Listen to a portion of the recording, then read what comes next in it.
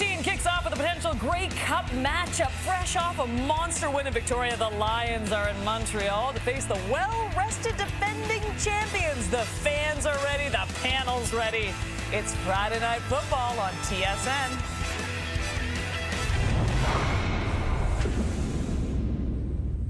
It's Friday, coast to coast, the CFL is Canada's game, where we're all pumped up to party, and we're ready for a fight.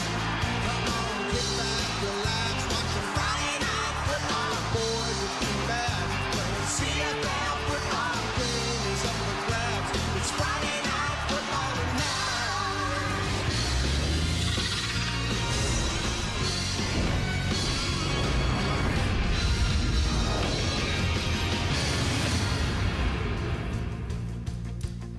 William, please stand back is back in the place where it all started. He spent 5 seasons with the Alouettes and created some great memories. But the only memory he's trying to create tonight is these BC Lions walking away with a victory.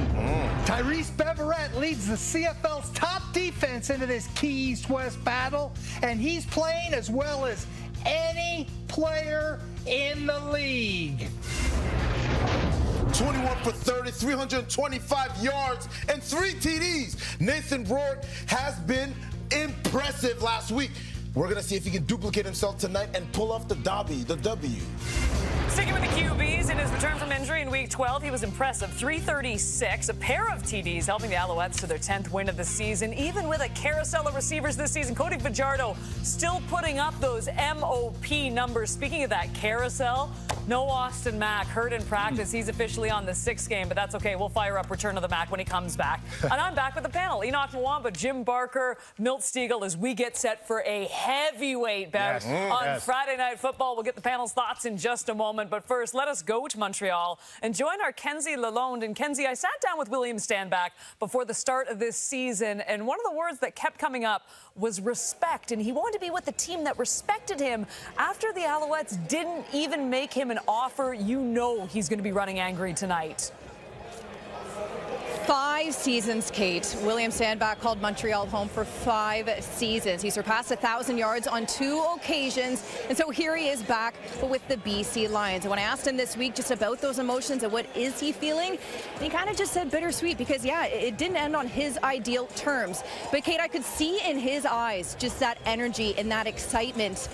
And goodness, he wants to win. You can see that grit in his eyes, and he will be dialed in for this game because it'll mean more to him. And you look at the BC Lions, and it is a short week for them, so they'll need that energy. They'll need that excitement to take on what will be their greatest test yet in the Montreal Alouettes, who, of course, come off a bye week and have that rest. And here we are talking about playoffs. They have already punched their ticket to a playoff game, and this has that playoff energy. A lot of it because another sellout crowd here at Percival Molson Stadium on Wednesday at around 3 p.m. Over 22,000 tickets had been sold. And then on Friday, yesterday, they announced they are sold out. So this crowd is going to be electric. A lot of storylines, Kate. We're in for a good one.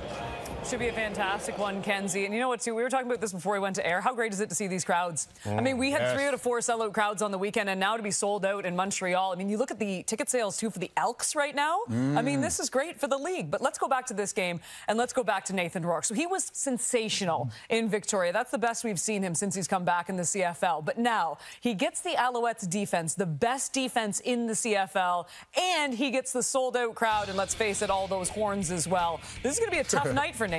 Absolutely. It's going to be a tough night for him. The best defense in the league right now, riding on a 10-1 season right now. He has a large challenge ahead of him, but this is something that he can overcome. He is capable of getting the ball, getting it out of his hands at a fast pace because he can identify defenses and get rid of the ball really quickly. That is what he's going to have to rely on because he has the weapons around him, including a great running back beside him that is playing top of the league right now.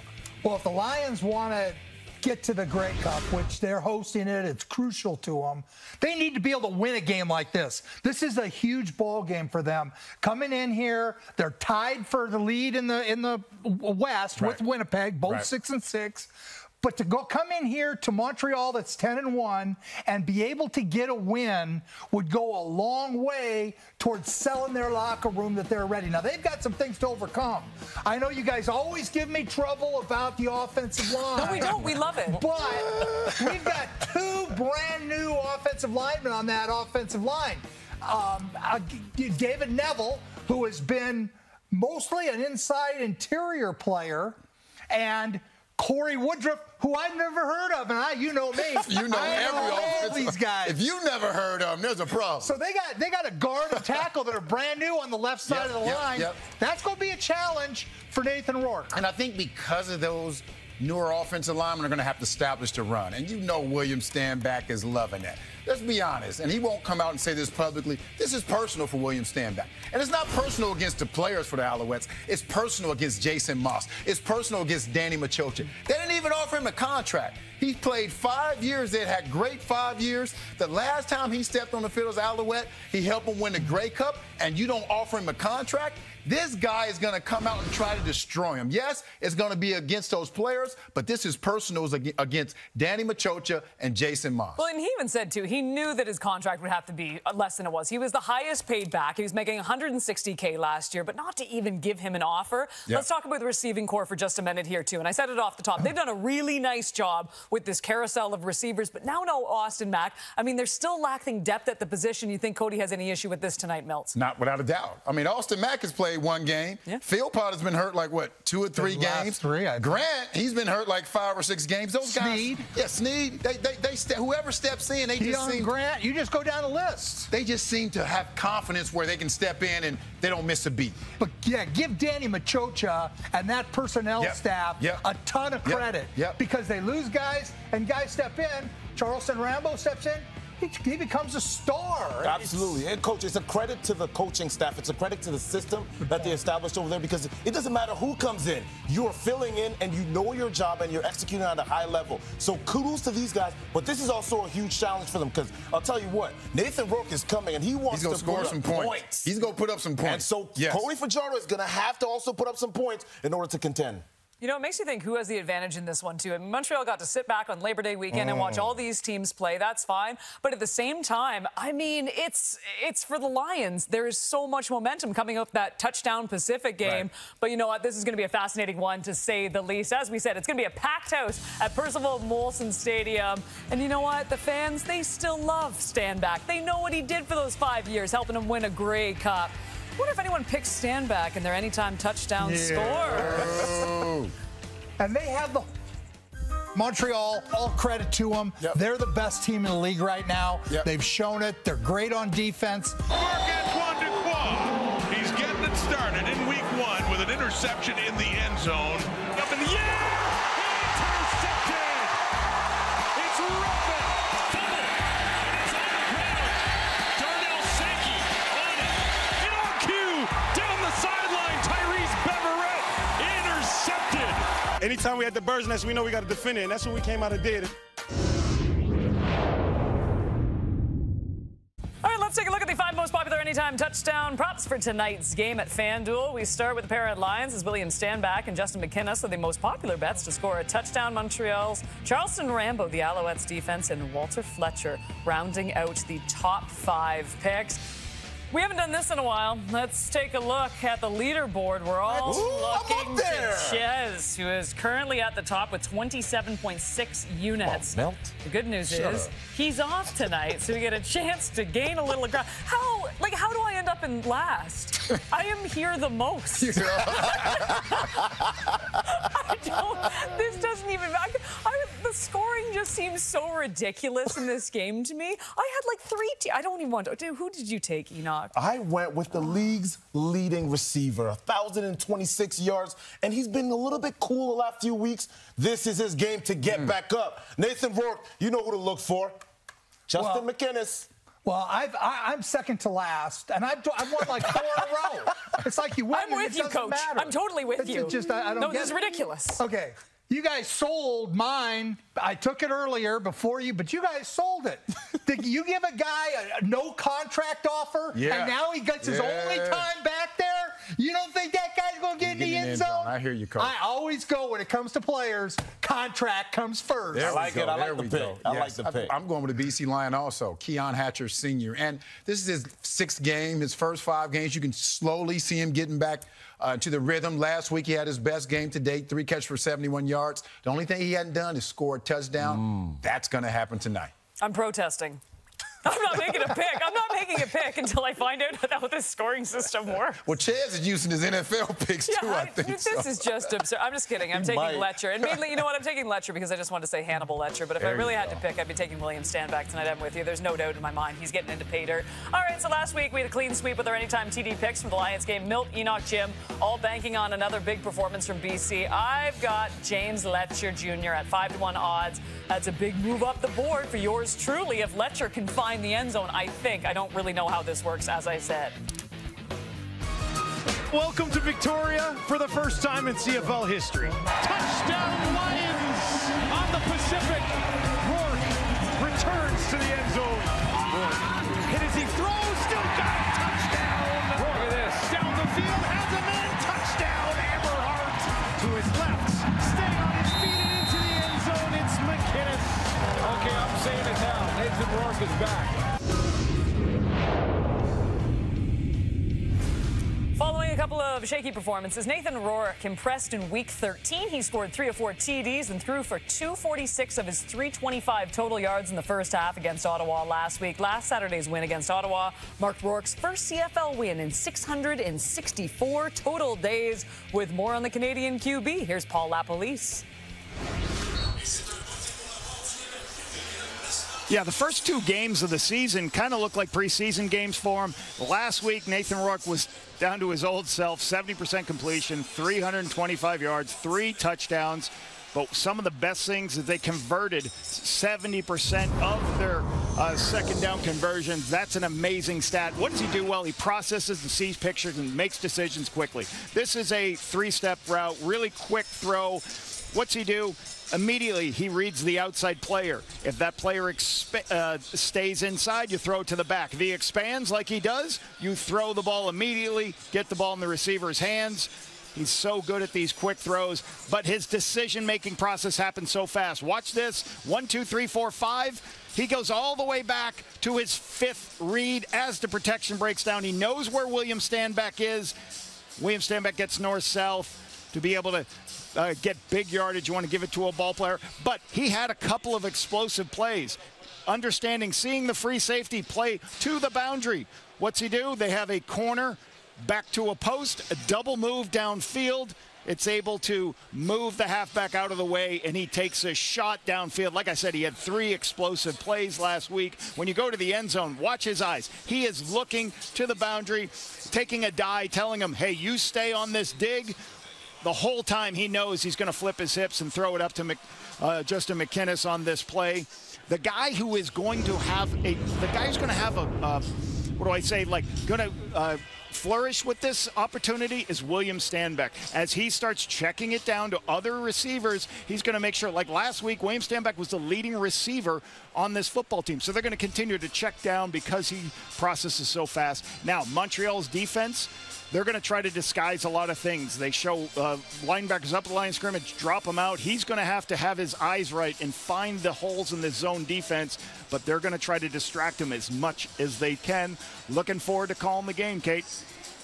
Lapo, we are looking forward to a packed house tonight in Montreal. And look at this. When you come to the games, how great's the CFL? Just STE, just throwing the ball to some of the fans. And we've talked a lot about William Stanback and the game we expect him to have. Here he is with Kenzie. Well, it all started here in 2018, 5 seasons with Montreal Alouettes, your first game back. Just how do you describe your emotions here heading into this one? I'm excited. You know, I'm eager to get on the field, get the ball kicked off, ready to run the ball, catch the ball, block. You know, I've been with these guys for years, man. Familiar faces, you know, some new ones in the building, but, you know, it's the same guys that I would practice against every day. So, you know, I can't wait to get after them and really go against them this time, you know? You talk about that, practicing against them. You know this defense better than anyone, so how will you break through tonight? Just staying locked in, you know what I mean? Them guys know me, I know them. You know, at the end of the day, just got to stop me, though, you know? They're going to know what we're going to do. Sometimes it's evident, but, hey, you got to be able to stop it. So let's get it. Appreciate the time. Thank you. I appreciate it. That man might score 5 touchdowns tonight. Sounds like it. Did we record that? He is dialed in. We saw those eyes the minute that interview came up. Oh, that is intensity.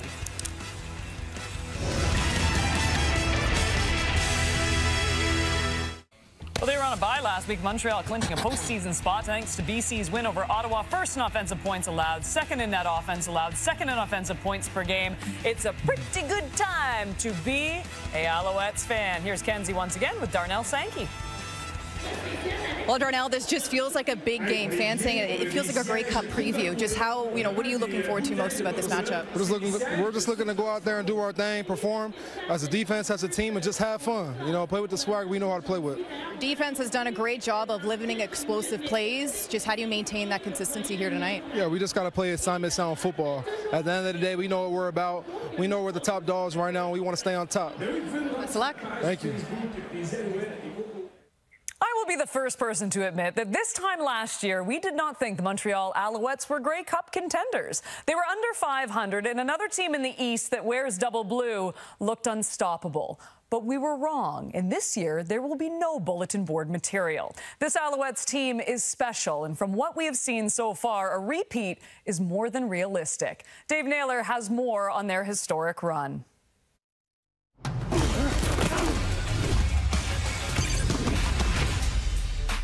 A little more than a year ago, the Montreal Alouettes were a 6-7 football team that seemed, well, every bit like a 6-7 football team.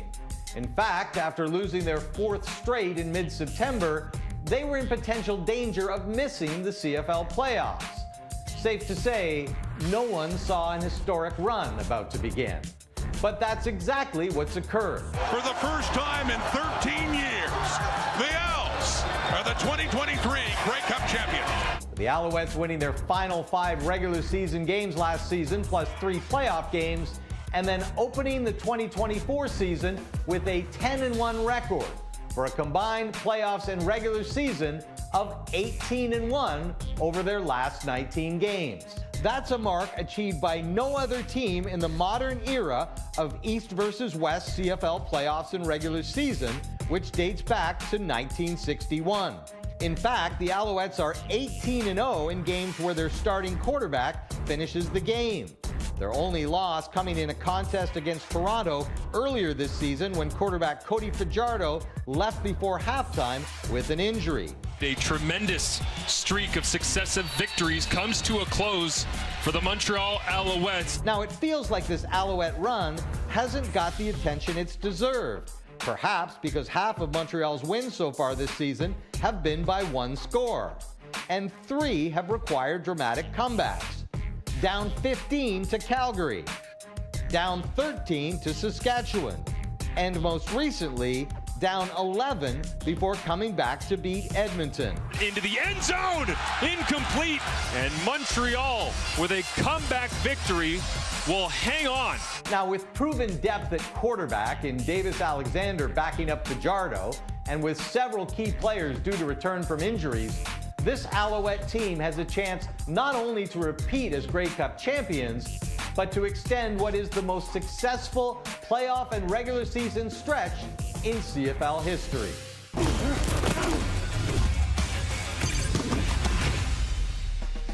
Some impressive stuff by the Montreal Alouettes, and their defense has been a major reason for this 10-1 record, and even beyond that when they turned things around last season. Their D ranks first in points allowed, yards allowed per play, and big plays allowed. Montreal has held opponents to 20 or fewer points in 7 of 11 games so far this season. And JB, I don't think they've ever had a bigger test this season than the Lions offense playing the way they currently are coming off that Victoria game. That's true. The whole Montreal defense, Noel Thorpe, he got his start under Don Matthews. And a lot of people don't realize that, and I was on that staff. And he's playing the same way. Everything is from the top down. They don't get beat on big plays. They lead the league in giving up big plays. And the philosophy Don always had was teams are not going to continue to run the ball. Even if they have a few good runs, they're not going to continue to run the ball. So the question today is, will Jordan Maksimic take this upset running back who didn't get an offer from the team and keep feeding him the rock? it's funny you say this upset running back who didn't get an offer from the team, and the man who didn't get an offer is their GM, Danny Machocha. I just want to give him a little credit for the fact that this team, and every team goes through this, they go through injuries, they go through suspensions, they go through players departing, and that's the big reason why they can't duplicate what these Montreal Alouettes did. But these Montreal Alouettes have gone through it, but they've been able to do it. And it's Danny Machocha finding these players. You think about Jason Moss and Cody Fajardo when they left Saskatchewan. No one wanted them. He signed them. You think about Davis Alexander. No one knew who he was. He stepped in. You think about all the receivers. Mack. No one knew who he was. He stepped in. He played well. The receivers, injuries. All this stuff has gone on, but players have stepped in and played well because of Danny Machocha. Danny Machocha's track record over his career, and you understand this, Coach, because you've won Grey Cups at different positions. He won a Grey Cup as offensive coordinator, a head coach, a GM. He won on a college level national championship. Wherever he goes, he knows how to win because he knows how to find great players. So a lot of credit has to be given to their executive producer, a.k.a. their GM, for what he's done. Well, he did an amazing job of putting this team together, but specifically, like you talked about it, Coach, this defense. And they are working together extremely well with the defensive coordinator over there in Montreal. You talk about Kaban Anto, who's a guy, you talked about him, Milt. We didn't really know about him until last year. He's a rangy, lanky DB who quarterbacks are afraid to throw on his side. And you talk about the other side. You got Ruffin. The air is really well controlled with Marc-Antoine Ducroix at the middle. But you have Beverett and you have Sankey, who, in my opinion, are the heart and soul of this defense. They're extremely active on defense, and they make a lot of things happen defensively speaking. So you combine that with the defensive system that brings pressure and is extremely exotic. It is hard for offenses to come and play in this stadium. It is going to be a huge task for the BC Lions to come in Montreal to beat them. But this is something that Nathan Rowe can possibly handle. Again, like I said, they are 7th in the league in rushing defense. Yeah, they're the leading team, but they're 7th in the league in rushing defense. That's the one chink in the armor. They're 7th in the league in yards per rush. So a lot of that goes to Beverett's a little undersized. He's a great will line. He's potential player of the year, but he's a little undersized. Bryce Cosby, the guy playing Sam linebacker, is one of those new guys you talked about that Danny brought in, and he's been phenomenal at that position, which is the most difficult position to play on defense. So to me, the question is, can they have the patience to run the ball and attack that Montreal defense? Quick question. This team has already clinched a playoff berth. Do you think there'll be a letdown now? Mentally, would they relax some now? No, because this is the game they need to win. It's a proving game, is it not? Okay. No, they need this, Easier in my said opinion. than done, but you're thinking now, we made it. We already clinched a playoff position. I don't know if they're relaxing in that locker room. I don't think you're relaxed yet. All right. I don't know. We'll find out. Touche. Hey, living it up. Me, man. They're not relaxing. Every team wants to win. Okay. Sorry, I'm still mad about the anytime touchdown thing.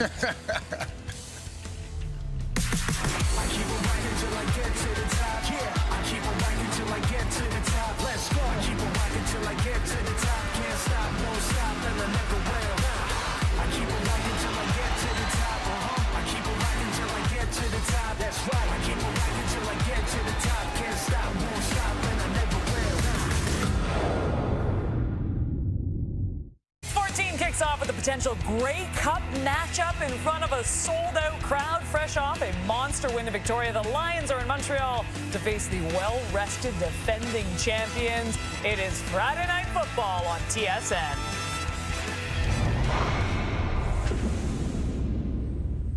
It's Friday, coast to coast, the CFL is Canada's game, where we're all pumped up to party, and we're ready for a fight.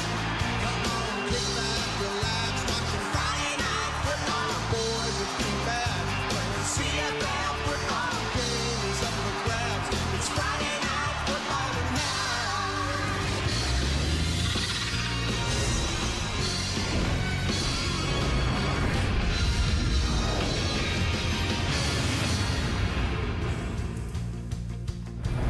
You can't tell me that this man doesn't have a chip on his shoulder after Montreal didn't make him an offer last season. 5 5 years with the Alouettes. He is finally back. We'll see if he can run all over his former team. William, please stand back. And Cody Fajardo, in his return from injury in Week 12, he was impressive. 336 yards, a pair of TDs, helping the Alouettes to their 10th win of the season. They got to kick back, relax, and watch Labor Day weekend and clinch a playoff spot in the meantime. Cape Ness alongside Enoch Mwamba, Jim Barker, Milt Stiegel. This is a monster matchup for Friday Night Football. Let's go through some key matchups. Enoch? I'm looking at that D-line in Montreal, guys. I'm looking at Derek Wiggin, Dylan Wynn, and Mustafa Johnson. They're going to be up against a guy who you just talked about him, William Stanback. He is going to be hungry tonight, and if he gets the rock as much as we expect him to get it, they're going to be busy tonight. Well, my matchup had Corey Woodruff and David Neville, two guys that haven't played guard and tackle, blocking for Stanback. And I think against Mustafa Johnson and Dylan Wynn, oh my goodness, I can't wait to watch the left side of the BC line protect for Nathan Rourke and open some lanes for Stanback. Is that not an exciting matchup? Offensive lineman you had never heard of, so that has to be a problem. How often does that happen? That has to be. Well, you know what? Pittsburgh State rookie. You looked him up. You got him. I got him. My matchup involves William Stanback, but it involves the man he sees when he looks in the mirror himself. My matchup is against William Stanback. Yes, he's having an ultimate year. His career year, not only catching the ball, but rushing the ball, but also catching the ball. And he knows he's going to get opportunities, but he has to keep his emotions in check. He has to understand that maybe if he's not on early, just relax, allow the game to come to him. If he goes out there and tries to force it, that's not going to be good for him. But he goes out there and relax, keep doing what he's been doing all year. He has an opportunity to give it back to the team who didn't offer him a contract. And we're talking a lot about William Stanback. They're going to have to get a lead so they can hand off the ball. By the way, this was JB when he didn't know an offensive lineman. What? What? That was you in the green room, Coach.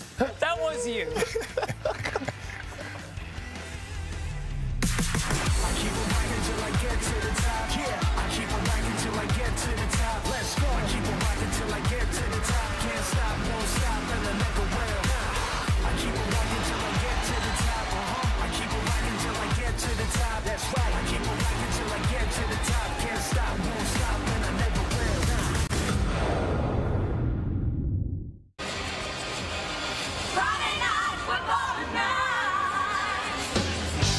Thank you, Kate. Just a beautiful night for football here in Montreal. And the first meeting of the season between the BC Lions and the Alouettes. The Lions at 6-6, back to 500. The Alouettes, the class of the CFL, at 10-1. In fact, going back to last year, Lapo, they have won 18 of their last 19 games. And a part of the run back then was running back William Stanback. Don't think he's forgotten. A part of their Grey Cup championship. They didn't offer him a contract, and you know he's had this game circled on the calendar. 3,716 yards in his career here, 4th all-time for this Als team. He still has a lot of friends on this team. He talked about it, but he's really just focused on helping this team win today. I'm sure there's a little bit more to that, but you're going to have to face these two players, these great linebackers. Tyrese Breverett, leader in the defensive plays in the Canadian Football League with 91. Too many stats to rattle off. And the excellent middle linebacker, Darnell Sankey, tasked to stop them tonight. What a calendar year for Jason Moss. Only one loss since last September the 15th. The defending champions have already clinched a playoff spot. For Rick Campbell's Lions, they started at 5-1. but lost 5 in a row before bouncing back in a big way against the Red Blacks last week in Touchdown Pacific. And the Lions have won the toss, and there's Terry Williams. They want the ball to get this started. Expect Nathan Rourke coming on, and William Stanback, 31, against his old team. Jose Maltos to get it started from the Montreal 30 on a Friday night in September, the start of Week 14 underway here at Molson Stadium, and it's in the hands of Terry Williams now across the 30 and the 35 and the 40 as he gets out close to the 45-yard line. Frederick Chagnon in on the tackle. Nathan Rourke has progressively gotten better through his first 3 starts. I said his first 2 games looked kind of like preseason, getting his feet wet, trying to figure out what's happening. Last week, he was getting the ball out of his hand quickly. He took shots downfield and located the downfield throws, and he got this offense to convert 70% of the time on second down. That's a great stat. When he looks like the guy who showed up a couple years ago, just a couple weeks into this system. Well, they were great in the first half. Lapo put 31 on the board, and the Red Blacks won it going away. And there it is. William Stanback with his first carry against the Montreal Alouettes picks up 4 yards for BC. Suk Chung is starting his 137th game. His physicality is going to be needed against Mustafa Johnson. And William Stanback, as we talked about off the top, last week he had 20 rushes, 93 yards, but he led all receivers in yardage with 78. We'll talk about that tonight. Going forward, how well Nathan throws the checkdowns to his big back. The left side of that BC offensive line changed. Be interesting to see how it plays out tonight. Rourke is throwing in 2nd and 6. It's caught too by Justin McInnes, who grew up in the area, and Pierrefonds, Quebec. And later went to school in the States, but he has a first down for BC on that catch. Throw to the wide side of the field. You got a big body, run into the sideline. That's what you like. You like guys who are big, because when the ball, they have just such a big frame, they can reach back for a ball and make catches that aren't perfectly located. Back to William Stanback on that first down after a gain of 15 by William Stanback. How about Montreal's defense? Isaac Ademi-Berglund, he's been a good free agent signing for this football team. Plays in multiple spots, 2 sacks, 17 defensive tackles. And again, once again, Beverett, he leads this team in so many defensive categories. He's an amazing football player. Now, another one, Bryce Cosby, second game at field halfback after filling in at Sam admirably for Reggie Stubblefield injured.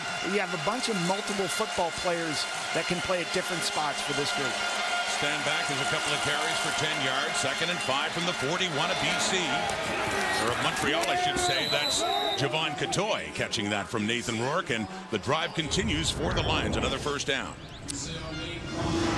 Nathan last week, just really right from the start, as they went out, finished, the game started 20, it was 31-6 at half. Just had good rhythm, could take some of the shots downfield, but he got the ball out of his hand quickly, Rod, and that's what he's going to need to do tonight against this defense. Rourke at a shotgun, throwing quickly to Stanback. He's had a great year as a receiver as well. Picked up 78 yards through the air last week against the Red Blacks to go along with 93 on the ground. Great recognition here on the throw out to Stanback in the flat. This is a pressure situation. What do you do when team pressure? Sometimes you release right into it, and if they don't cover, you've got a nice easy throw. He did it last week, the first play of the game against Ottawa. Here he goes. He recognizes where the free player is and that William Stanback is not covered. So great throw and catch there, great recognition. Good opening drive by the Lions, who have a 2nd and 1 at the Montreal 23. First possession of this Friday night meeting in Montreal. David Mackey. Short yardage, a lot more. Into the end zone for a BC touchdown. For the fullback turned short yardage quarterback, David Mackey. 23 yards for that touchdown, and that's the 6th TD of the season for Mackey. Mackey's, why is he getting these quarterback sneaks? Because they don't want Nathan Rourke to do it. What you normally have right here is there's supposed to be multiple players on the outside, on the perimeter. You do these wide sneaks, but there's nobody to play contain. That's a misalignment by the Montreal defense. Mackey, they've got it called to go to that side, and they get hurt because they don't have enough people aligned to the wide side to have contain for that speed sweep. Or sorry, the quarterback under center, quarterback outside zone. And the point after by Sean White. Well, David Mackey, yes, he scored touchdowns before, usually from somewhere inside the 5. That's probably the longest touchdown he's ever had in his career, Rod. You kidding me? It's usually 2 yards for him. A much-deserved breather coming up for 34, putting the Lions on the board on a Friday night in Montreal, 7-0 BC. A 6-play, 66-yard drive, 3 minutes off the clock. Big throw on the outside. Nice catch on the sideline. Getting the ball underneath to Catoy. Throwing into the blitz to Stanback. David Mackey. A misalignment by the Montreal defense gets him around the defense on the quarterback sneak for the nice touchdown. David Mackey, like we said, probably the longest run of his career, Rod. Really good. Excellent to see that. And that's 3 straight games for BC scoring a touchdown on their opening possession. Last week to the Red Blacks in Victoria, and Mackey and William Stanback You know, Badley wants this one up against his old team. BC has the 7-0 lead. A short kickoff. And on the return is Letcher, who was taken down at around the 25-yard line. Cody Fajardo returned 2 weeks ago after missing 4 games because of a hamstring injury. And what stands out, Lapo, that completion percentage, which is tops in the CFL. It'd be one thing if he just threw the ball short all the time. Now, that's part of what they do, but they lead the Canadian Football League in big plays, and they throw it downfield. He had last week, or during the bye game, he had 5, right before the bye, he had 5 passes over 30 yards, and you are 5 times more likely to score a touchdown when you have an explosive play. So, you know, they throw it short, but then they take their shots, and he's been tremendous at that this year. Last game 2 weeks ago, they had the bye last week, 22 of 34, 326, 2 touchdowns, 1 intercepted. Cody Fajardo, 6-1 as a starter this season. Takes that one, turns around, and is running it to the left edge. Takes a hit and picks up a couple of yards, a 2nd and long, coming up here for the Alouette offense. Josh Donovan's going to have a tall task tonight. Watching him against Matthew Betts, second-year player from Arizona, and Cole Speaker. Before the bye week in their game against him, he had 5 catches, 107 yards, 2 touchdowns, all in the 3rd quarter for the 3rd-year player from Wisconsin lacrosse. Division III football, as you know, I love my Division III guys. I know it's near and dear to you. They played last night. They blew out RPI, so I saw that a little bit in the stats today. For all those Division III fans want to know what's happening. RPI, one of your old schools? One of my old schools, yes. 2nd and 7 now. The Montreal 28. Alouettes in an early hole, throwing and completing it to Cole Speaker. Well, that big game Lapo talked about a couple of weeks ago against the Edmonton Elks when he had 2 touchdowns in that Montreal victory. Really good when you just throw the good things happen when you throw the ball into the flats to guys who can make people miss. Cody quickly makes a decision. The ball comes out of his hand. TJ Lee's there, can't make the tackle, and that puts them in a situation where they're in 3rd and 1. So now you can get the check down. So some of these long yardage situations, hey, get yourself to a 3rd and 1 so we can go ahead and get the yardage. But Cole Speaker, we had a talk with him this week. Great kid, great individual. Really enjoyed our conversations with him. Dominic Davis in for short yardage. He rejoined the Alouettes. A former BC Lion, had been with the Lions last year and returned to Montreal where he had been and had a lot of success in short yardage, picking up the 1st down. Matthew Betts gets to play in front of friends and family tonight and try to keep his 19 straight games with a sack. He probably has 19 tickets bought too also. TJ Lee moves to Sam linebacker. First time, and he had 9 career tackles, career high 9 tackles last week at the strong side linebacker. And Gary Peters, 2nd in the CFL with 9 pass knockdowns. Watching him all game tonight. So they get the first. Fajardo back on. And yes, watch for Matthew Betts from Montreal, star at Laval, and then later with star with BC, returning to the Lions. First game was last week on that running play. And a gain of about 3 or 4, and that would be it for the Alouettes. They started slow against Edmonton, but eventually they Edmonton was running the football well, but then Cody got on fire. He had this is all from the 3rd quarter, right? They stormed back. They went on a 15-0 run in the 2nd half to win 21-17. They were down 17-6. Some spectacular throws by Cody, and was really catalyst to that successful comeback from behind win. Well, they've had some close victories. That one a 4-point win coming back, as you talked about. And 2nd down. It is caught by Reggie White. And a 1st down as this Alouette drive continues up near midfield.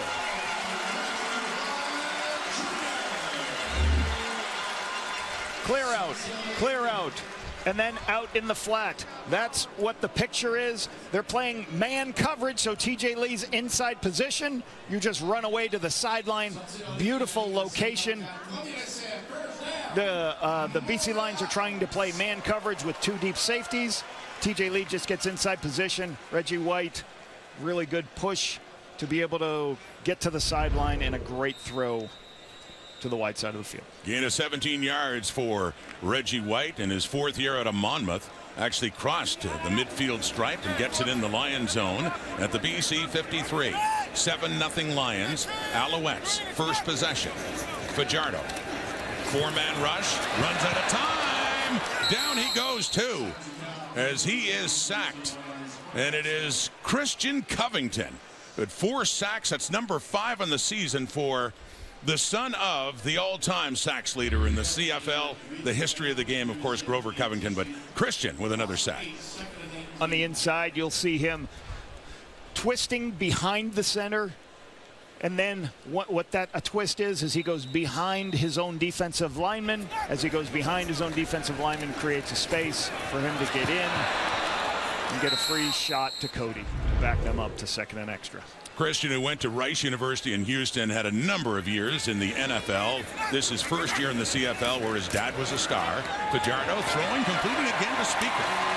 And another good pickup for Cole Speaker, although it doesn't make up all of it to get for a first down. It'll be a little bit shy coming up here. There's a special teams unit coming on now. Joseph Zima, 14-yard pickup. And they get it down to the 47, but it's still Zima on to punt.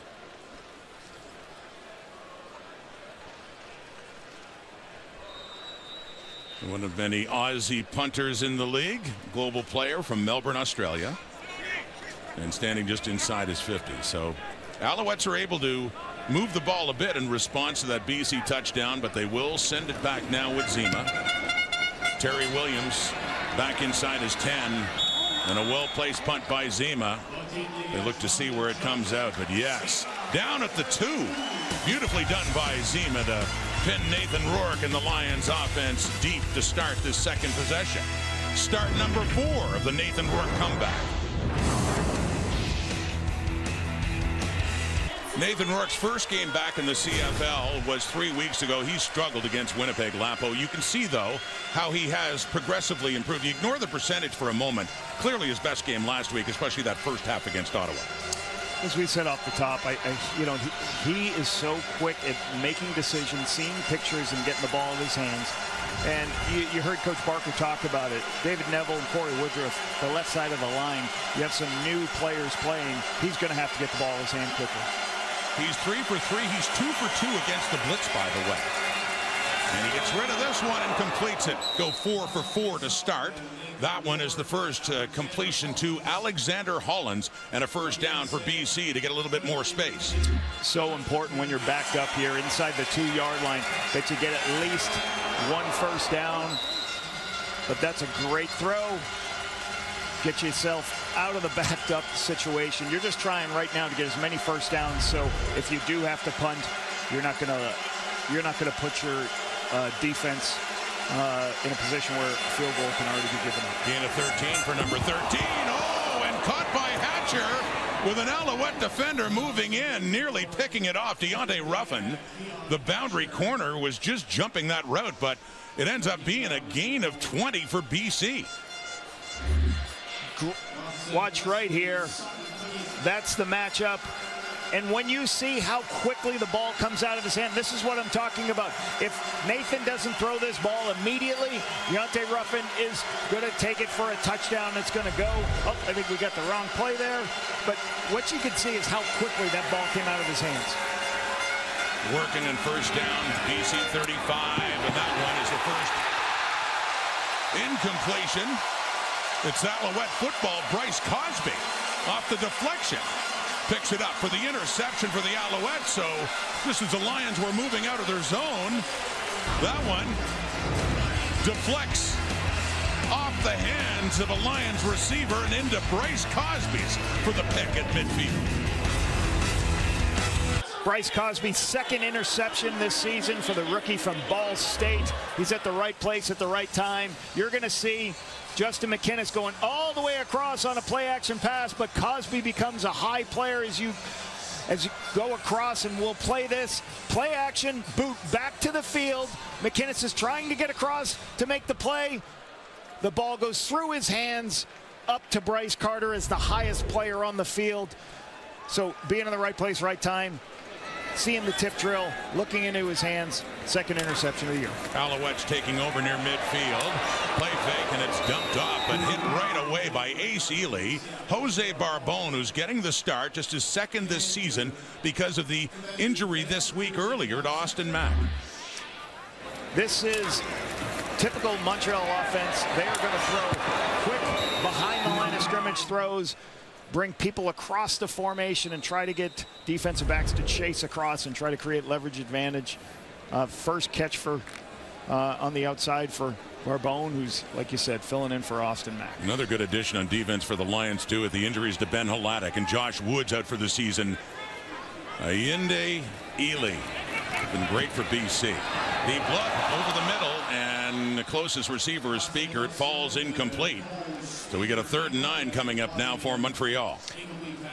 Ely was excellent on that play, just forcing that ball to be thrown, not in a position where Speaker could make the catch. So really good job, like you said, about these young linebackers. You know, Ryder Varga, Aiden Neely, because you talked about the injuries to those really. They've been hit hard. Josh Woods, and talking, you know, between Josh Woods and Ben Hladek, those are 2 talented football players that they've lost for the season. The referee, Andre Proulx, throwing a flag out before they get the snap away for the punt. Trop de joueurs dans la formation. Too many men in the formation. This is a 10-yard penalty. Will we play 3rd down? So they'll push him back 10.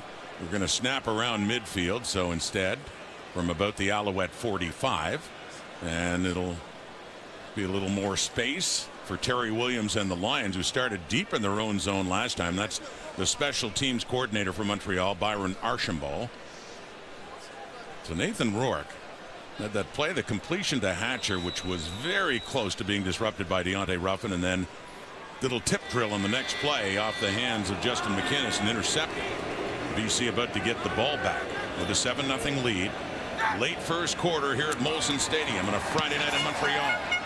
Joseph Zima, and this time stays in bounds for Terry Williams. Across the 15, but not much more. Good coverage there by the Alouettes, and veteran Alex Gagne among those. Beautiful Montreal in early September. You just knew this game would mean a lot to ex-Alouette William Stanback. Here's what he had to say going into the stadium. Going back to this province, it's going to mean a lot. Seeing the fans and everything like that. But it's a business trip, man. I'm there to handle business. I'm trying to stomp Montreal with that. Let's send it down to Kenzie Lalonde. Yeah, Rod. So before Will and I had that pregame interview, I looked down at his cleats. I'm like, oh, those are fresh, man. He's like, well, I was saving them for a big game. And this is it for him. This is the game he's excited to play in. But when we did speak to him this week, reflecting on his career here in Montreal, he talked about 2 seasons. 2019, well, that's where he met Vernon Adams Jr. And the team came away with their first winning record since 2012. So he's picking up where he left off now with Vernon Adams in BC. And then, of course, 2021, where he personally came off as a CFL All-Star. And it's there where he learned to run with that heavier build and more of a physical bruiser mentality to his running game. He now sits around 233, 235, and he's been more efficient with his weight. McKenzie's wearing his stomping cleats tonight for this big trip back to Montreal. There's 2 carries so far, and there is number 3. And Antonio Montre has him wrapped up, but Stanback gives him a little carry. Interesting, he talks about, I wanted to carry, at one point he came back from the COVID year carrying 240 pounds, but he, as Kenzie said, I really felt comfortable running that level weight, and I know as somebody going against this guy, a lot of DBs did not want to tackle this guy. So his physicality, that's a touchdown run from last year's Grey Cup, and he's got the ability to run you over. He takes a 3-yard gain, turn into a 6-yard gain just by his shoulder level, pad level, and moving forward. Another gain of 5 for Stanback. 2nd down. Rourke passing to the left, and it is caught. And Hollins just getting the foot down. Just need to get 1 down in bounds, and a big first down for BC. They're attacking the wide side of the field because that's where some of the spaces are here. Beautiful throw, and again, toe tap. You're trying to get your 1 foot in bounds. In the Canadian Football League, you only need 1.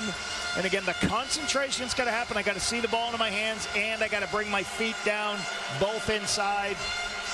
Excellent pictures here for Alexander Hollins. 5 touchdowns, tied for 3rd in the CFL right now. Gain of 11, first down BC. Faking to Stanback, rolling to the right. Throwing on the move, it's caught by Hollins again.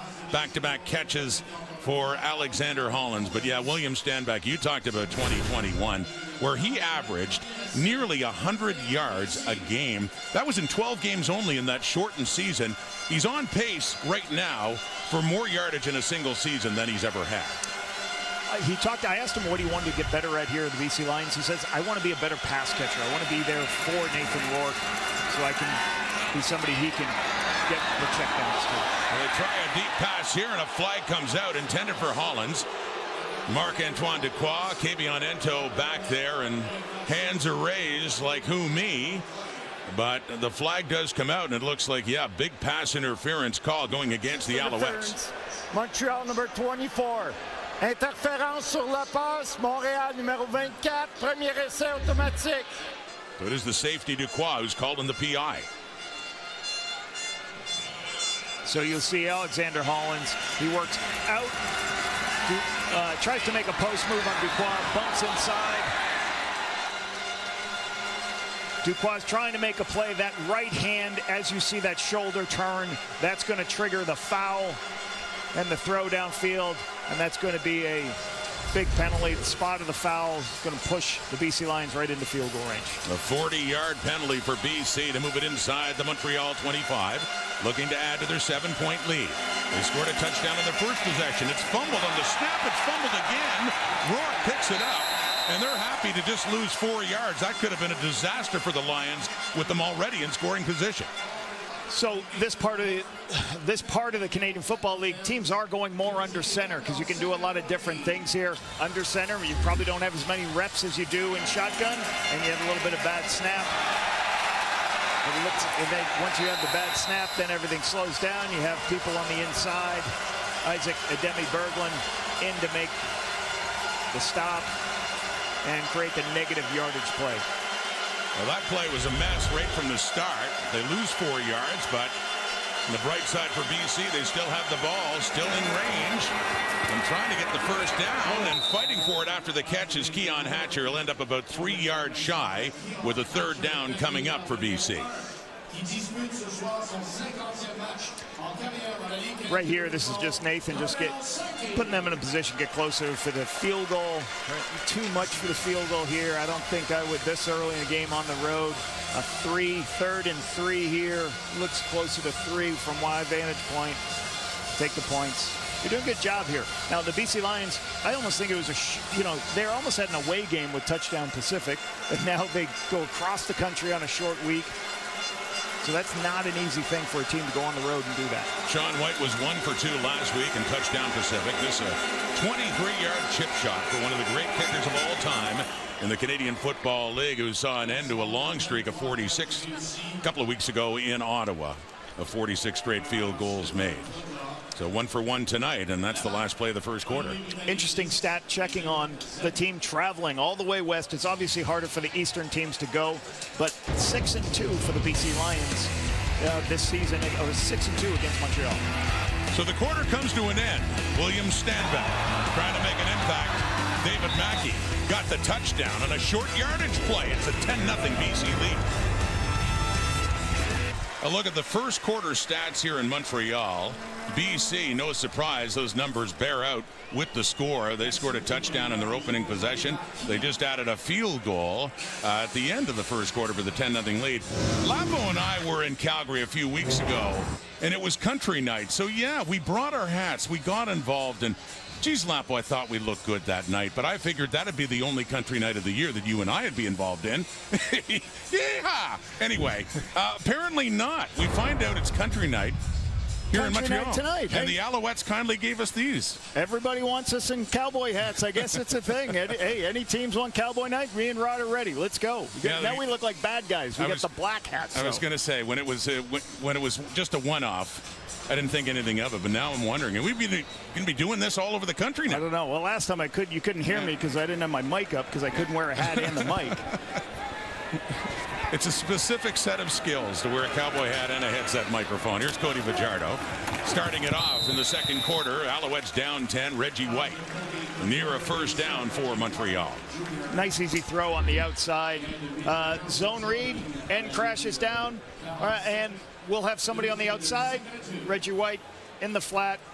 This is what Montreal does. They take the crumbs. They take the easy throws, put them in second and short situation here, 2nd and 3. Should be a high percentage run now. Well, the Alouettes fell behind Edmonton here at Molson Stadium 2 weeks ago. Needed a second-half comeback to win another close one by 4. And down by 10 at home right now. And that second and short. And bullying the way through, and the ball comes out.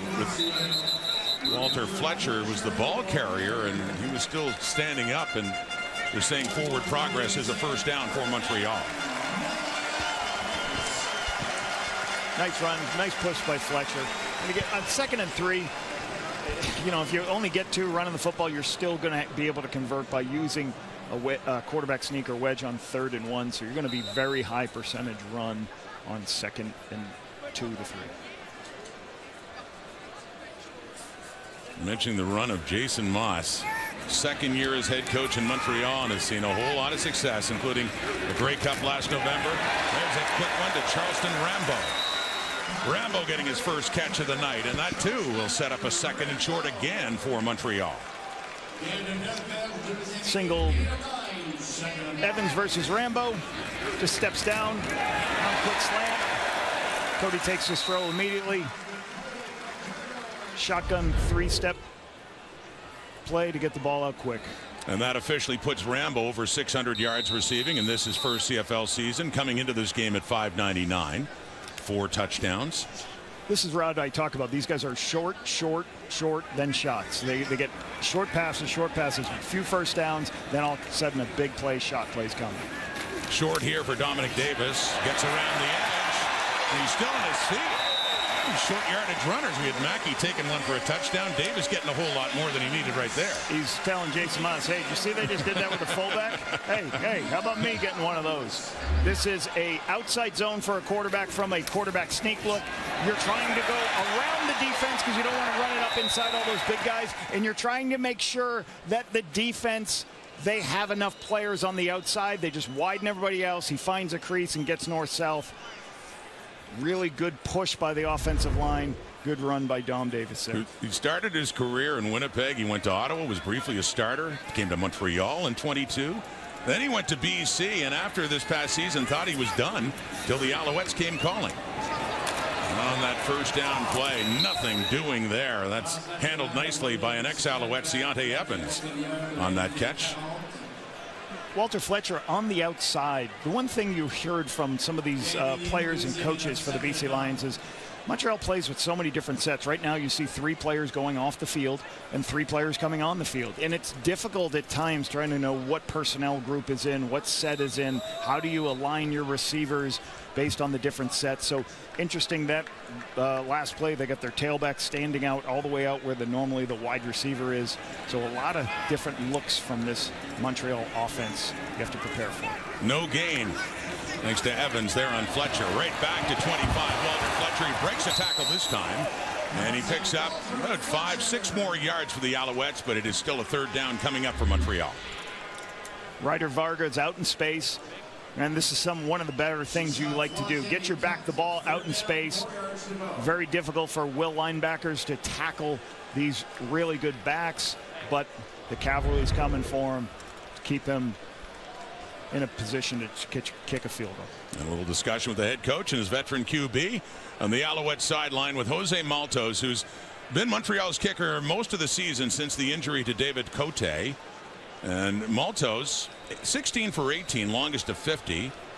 11 straight field goals, Rod. 11 straight, 1 for 1 last week. And this one coming from 42 away for the product of Monterrey, Mexico. Maltos. No problem. The Alouettes are on the board. Moving down to get into field goal range. Little fist pump from their kicker as it's now a BC 7-point lead again. The QR promo code on screen to get 40% off Crave with a 6-month plan and start streaming the biggest shows and latest hit movies all in one place on Crave. What a beautiful night in Montreal and a packed house here. Oh, this stadium is awesome when it sells out the way it has. A lot of excitement for these Alouettes, defending Grey Cup champions, top team in the CFL standings at 10-1 coming into this one. The BC Lions have the lead, 10-3. Nathan Rourke back to work. It's off the fingertips and picked off again. Marc-Antoine Ducroix. Second time this game that it's gone off the hands of an intended Lions receiver and into an Alouette's arms. William Stanback couldn't hang on, and now his old team has the ball. A receiver, they go to empty to have the tailback out to catch the pass. As you see him, he comes out and drops out. He's going to be the quick throw, but sometimes the running backs aren't going to see this quick throw. He doesn't see it. It goes up in the air. You do not want the ball to go up in the air anywhere there's Marc-Antoine Dequoy, because he's going to pick you off. And normally that guy returns it for touchdowns in his career. So really good play. Once again, this pass defense has been spectacular all season. Montreal's defense only allowed 5 30-plus completions in the CFL. Really spectacular unit in the pass secondary. So back on offense of the Alouettes, and they're in the Lions zone inside their 40. On that play, it goes to Charleston Rambo, and a flag comes out. Dequoy, who was just a game breaker a year ago with not only interceptions, he had a few pick sixes, including one in the Eastern Final that really altered the course of that game. The ball comes out so quickly. Dequoy's right there to make the play. And again, when you play zone coverage and less man coverage, you have players that are deep and they can see what's happening with the quarterbacks. They're not concentrated on watching their man. Both interceptions tonight were versus zone coverage with high players and tipped balls by the BC Lions. Dequoy celebrates that interception. There was also a flag against the Lions for face masking. So it's going Montreal's way right now after the second interception of the season for Dequoy. Down to the BC 21. Fajardo faking the handoff to Jeshrin Antwi. Wants to take off, and look who has the sack. Coming back to the CFL, Matthew Betts, second game back, and his second sack. Had one last week against the Ottawa Redblacks. Athleticism at its finest. If he goes down, the quarterback pulls it. He starts to go down, and watch him recover. Cody's trying to pull this zone read, but watch how quickly Matthew Betts recovers, forces Cody to go up and inside. That's such a good athlete on the perimeter. Matthew Betts to be able to make that play. He was far and away the leader in the CFL in sacks last year with 18. Second place was 12. And Betts was named the top defensive player in the Canadian Football League in 23. He's coming again. Fajardo steps up, and it is low inside the 10 for Speaker. But too low for Speaker to haul that one in. And we get a third down and another field goal situation coming up for Moss's Alouettes. Matthew Betts, one thing, it was interesting talking to him this week. We asked him, how much D-line stuff did you learn? He goes, I actually played more linebacker than anything. The packages they put me in was more of a drop linebacker, so I had more opportunities to do the things on the edge of the defense like he just did there 2 plays ago. Jose Malto's back in. He just kicked a 42-yarder to get Montreal on the board. And then after the turnover, the interception by Dequoy, this is a 28-yard try to make it 2 for 2 on the night. And to cut a little further into that BC lead thanks to the interception. Matthew Betts, sack number 2 in his second game. Noel Thorpe, defensive coordinator for the Montreal Alouettes. His defense doing a number in this game so far. Nathan Rourke has 2 incompletions. They're both interceptions, both on deflections. First one to Bryce Cosby, then this one off William Stanback into the hands of Marc-Antoine Dequoy. One of the leaders of that defense, Dequoy, the safety in his 4th year. And BC has the football. Their lead is down to 4 as we send it down to Kenzie Lalonde. And Rod, it kind of feels like a deja vu. Marc-Antoine Dequoy's fingertips saving the day, really, because that's how the game ended against Edmonton 2 weeks ago. You talk to Noel Thorpe, and what he's proud of most with this group, it is that red zone defense, and they were able to hold at the end of that Edmonton game, the Beverett play, and of course Dequoy. But he's not afraid to dig into the archives and pull footage from many years ago to learn from, and actually looked at 2013 matchup between the Edmonton Elks and the Montreal Alouettes for inspiration and find ways to shut down the red zone efficiency. Thank you, Kenzie. And that one is caught by Justin McInnes, who tries to reach up to the 50 to give BC the first down. See where they spot this one. Yeah, Noel Thorpe, I mean, he got his first CFL job here in Montreal in 2002, hired as a special teams coach by Don Matthews.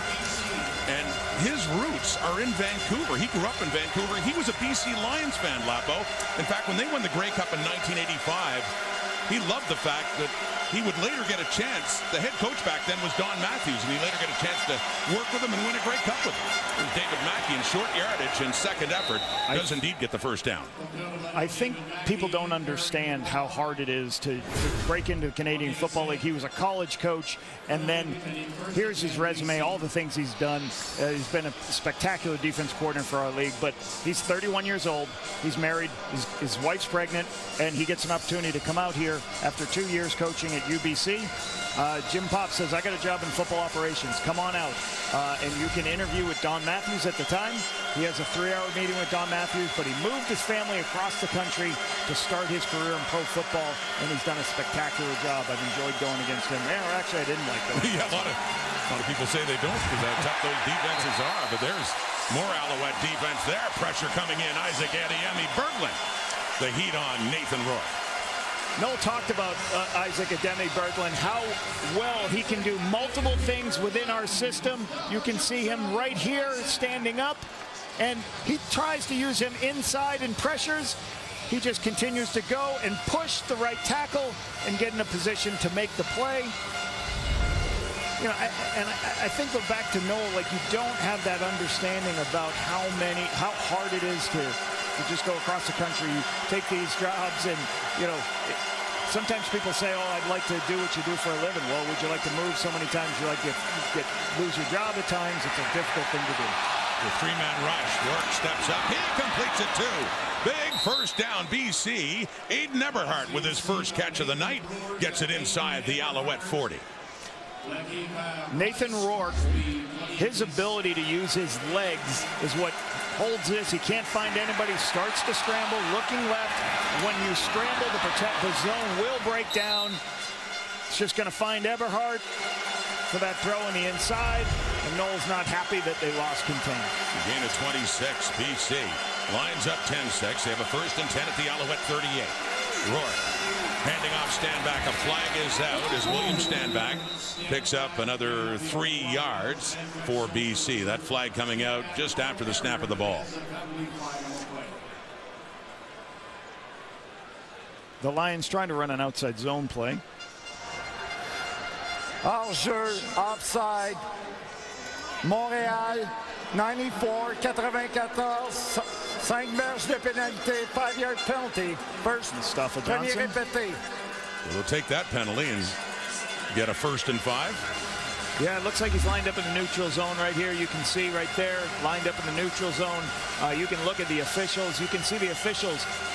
Little cheat sheet for you. The officials straddle the line of scrimmage, so you'll see the officials put their 1 foot on the line of scrimmage and 1 foot on the spot, which is 1 yard away. He's too far inside. Now, the BC Lions trying to run the football, but David Neville, Corey Woodruff, you know, it's not just William Stanback. You got some young players up front, O-line, so you'll want to try to establish a run, but if you're struggling with some younger players up front, they're going to have a big job to be able to handle this front to be able to be successful running the ball. 1st and 5, faking the handoff, throwing to the right, it's caught. Open is McInnes, and a 1st down, BC. And I love what they're doing. Talking about young offensive linemen. So what do? You put the quarterback on the move. So a little bit of a zone action. He boots it outside, and he finds his big target. So as the ball pulls out on Stanback, now Adeyemi Berglund can't get there. Throws it to the big football player, Jordan McGinnis. Jordan McSemick doing an outstanding job as offensive coordinator.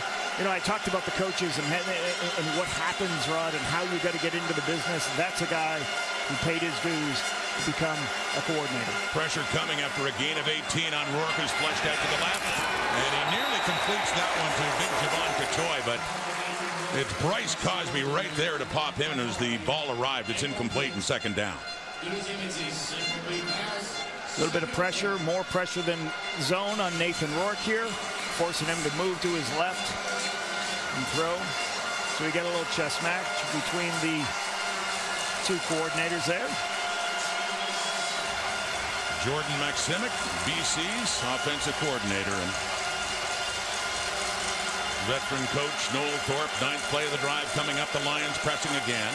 They have led all along. 1.10-0. Now 10-6, but threatening again. More pressure. End zone touchdown. Eberhardt. Another touchdown for Aiden Eberhardt for 15 yards, and BC strikes back on the 2nd touchdown of the season for Eberhardt. Eberhardt right there as he's coming inside. A pressure situation from the Owls. As he breaks back inside, they lose sight of him. Get miscommunication on who's covering who. Nice touchdown for Eberhardt. Good throw by Nathan before the pressure got to him for the touchdown. He got one last week, his first touchdown in Victoria. And he had 4 catches for 58 yards. Has one here in Montreal. And that, with a point after for Sean White, increases the lead after a 9-play drive for 70 yards. Nathan Rourke down to the 2 for Eberhardt, who takes it in for BC's 2nd touchdown of the night. He's a high player. He's a high player. This is what's called a zone pressure. And what you're going to do is you're going to blitz everybody, but you're going to try to cover down, and there's huge spaces allowed on the field. So this is a zone pressure look that Nathan gets the ball out of his hand before the extra players. You should have time. You should have open players. It's whether you have time enough to get the ball out of the hands, but really good recognition. Nice catch by Eberhardt versus that zone pressure that the Owls love to bring. In his 2nd year out of Wyoming, as mentioned, he had his first touchdown of the season last week, so he's 2 for 2. These last 2 games, it's James Letcher on this kick return. Alouettes in a deeper hole now, down 11, 17-6. After that drive, led to a touchdown. And Nathan Rourke, and a flag came out, by the way, too. But Rourke, facing the blitz, he's 4 for 5. Now, there was a pass interference call, and there was an interception, too, but the touchdown pass to Eberhardt as well. 12 for 15, 169 yards, 1 touchdown. Like you said, the 2 interceptions kind of tip balls. So this is a good half for them. They've done a really nice job on the road, across the country, quieten this Montreal crowd. number 48 and BC number 29. First down, premier and 6. Referee Andre Prue announcing penalties on both sides. The bottom line, it is a first down for Montreal. Jason Tucker. Guy's got a poster too in his day. Lord, what a career. Go route, any, you name it. Outstanding receiver. Worked well with Ricky Ray, didn't he? Back in Edmonton. On the 25, Walter Fletcher. 3 yards for Fletcher. And we're expecting the 3-minute warning. Exactly 3 on the clock. BC started strong, most recently strong as well. They have an 11-point lead late first half. Aiden Eberhardt's touchdown celebration. What did he do? You need to work on it. You only have 3 minutes. How to do it, how to dance. Okay. All right. Miltstiegel, touchdown celebration.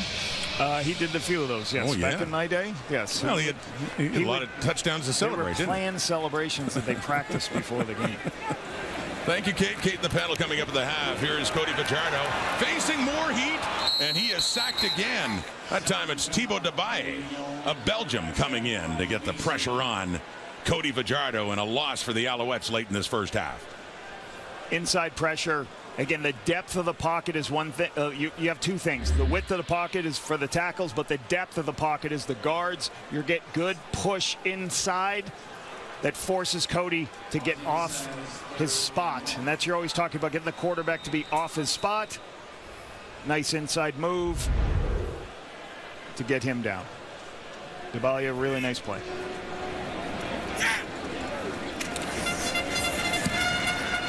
Joseph Zima to punt. Terry Williams at his 40. Nowhere to go. Andrews down there, part of that pack, and coverage for the Alouettes after a punt of 51 yards. Now all eyes certainly for tennis fans in Flushing Meadows. U.S. Open Women's Final is tomorrow, 4 Eastern, 1 Pacific. You can find out who will win it all, the women's final, on TSN Jessica Pegula up against Aryna Sabalenka, who lost in the finals last year. Another chance to win this major championship, Grand Slam event, U.S. Open Women's Finals. Watch it on TSN. Cody Fajardo, 9 of 11 for 68 yards only, though, has been able to move the ball a bit, but not to sustain big drives. Faking to stand back, throwing it off to Keon Hatcher, and good pickup after the catch for Hatcher, who gets it up across midfield, and a first down for BC. 14-yard gain for Hatcher. Motion behind the line of scrimmage. Dump out quickly. Block downfield. Behind the line of scrimmage throws. This is why the completion percentage is so high in the CFL. There's so many of these behind the line of scrimmage. Get the ball to an athlete in space. Let him run with it and block downfield. Lions lead. This is the start of week 14. There's a triple header tomorrow. And TSN, one day of football. Looking forward to that, too. The throw, and it's high for McInnes, and it falls incomplete.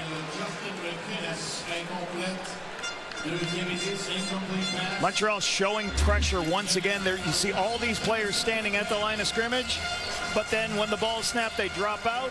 There's a post in the middle of the field by McInnes, trying to get it in there. You like to throw to big bodies in the middle of the field just a little bit high. Wanted pass interference in Wesley Sutton. You see the reaction of McInnes. 37 came in. No challenge. Play on, 2nd and 10. Caught, first down.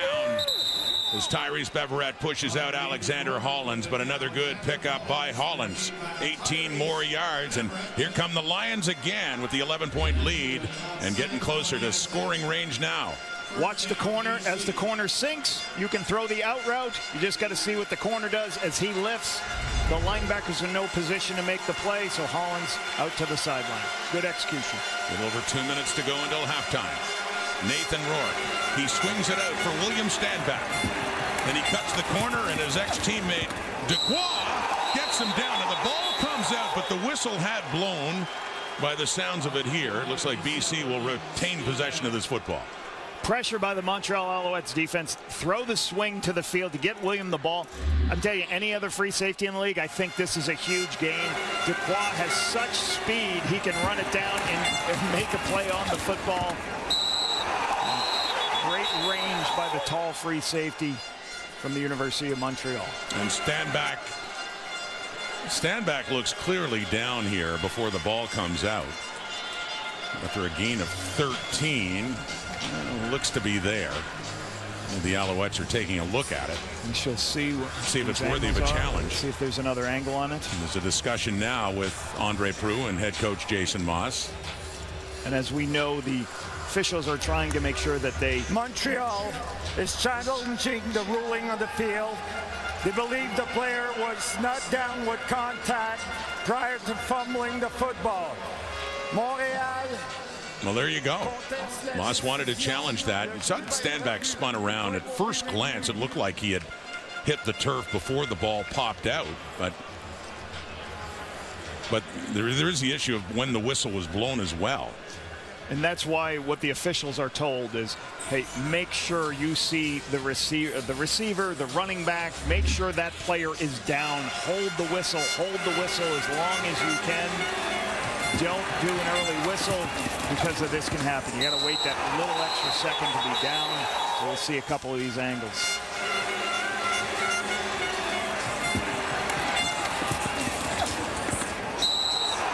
Well, you know what? The ball was definitely out before the whistle.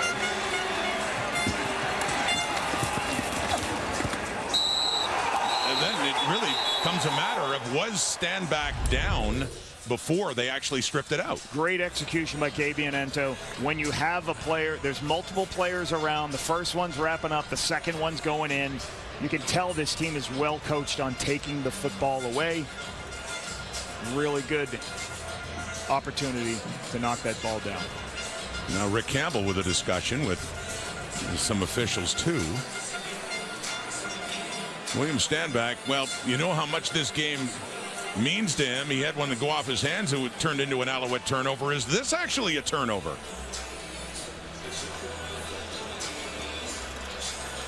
The ball came out, the Alouettes got it, and you certainly couldn't argue the whistle had blown because it had not. So just a matter of whether or not it was a fumble by William Stanback. Love the effort from Kabianento to do this right there. I'm going for the ball. We got enough people around to make the tackle.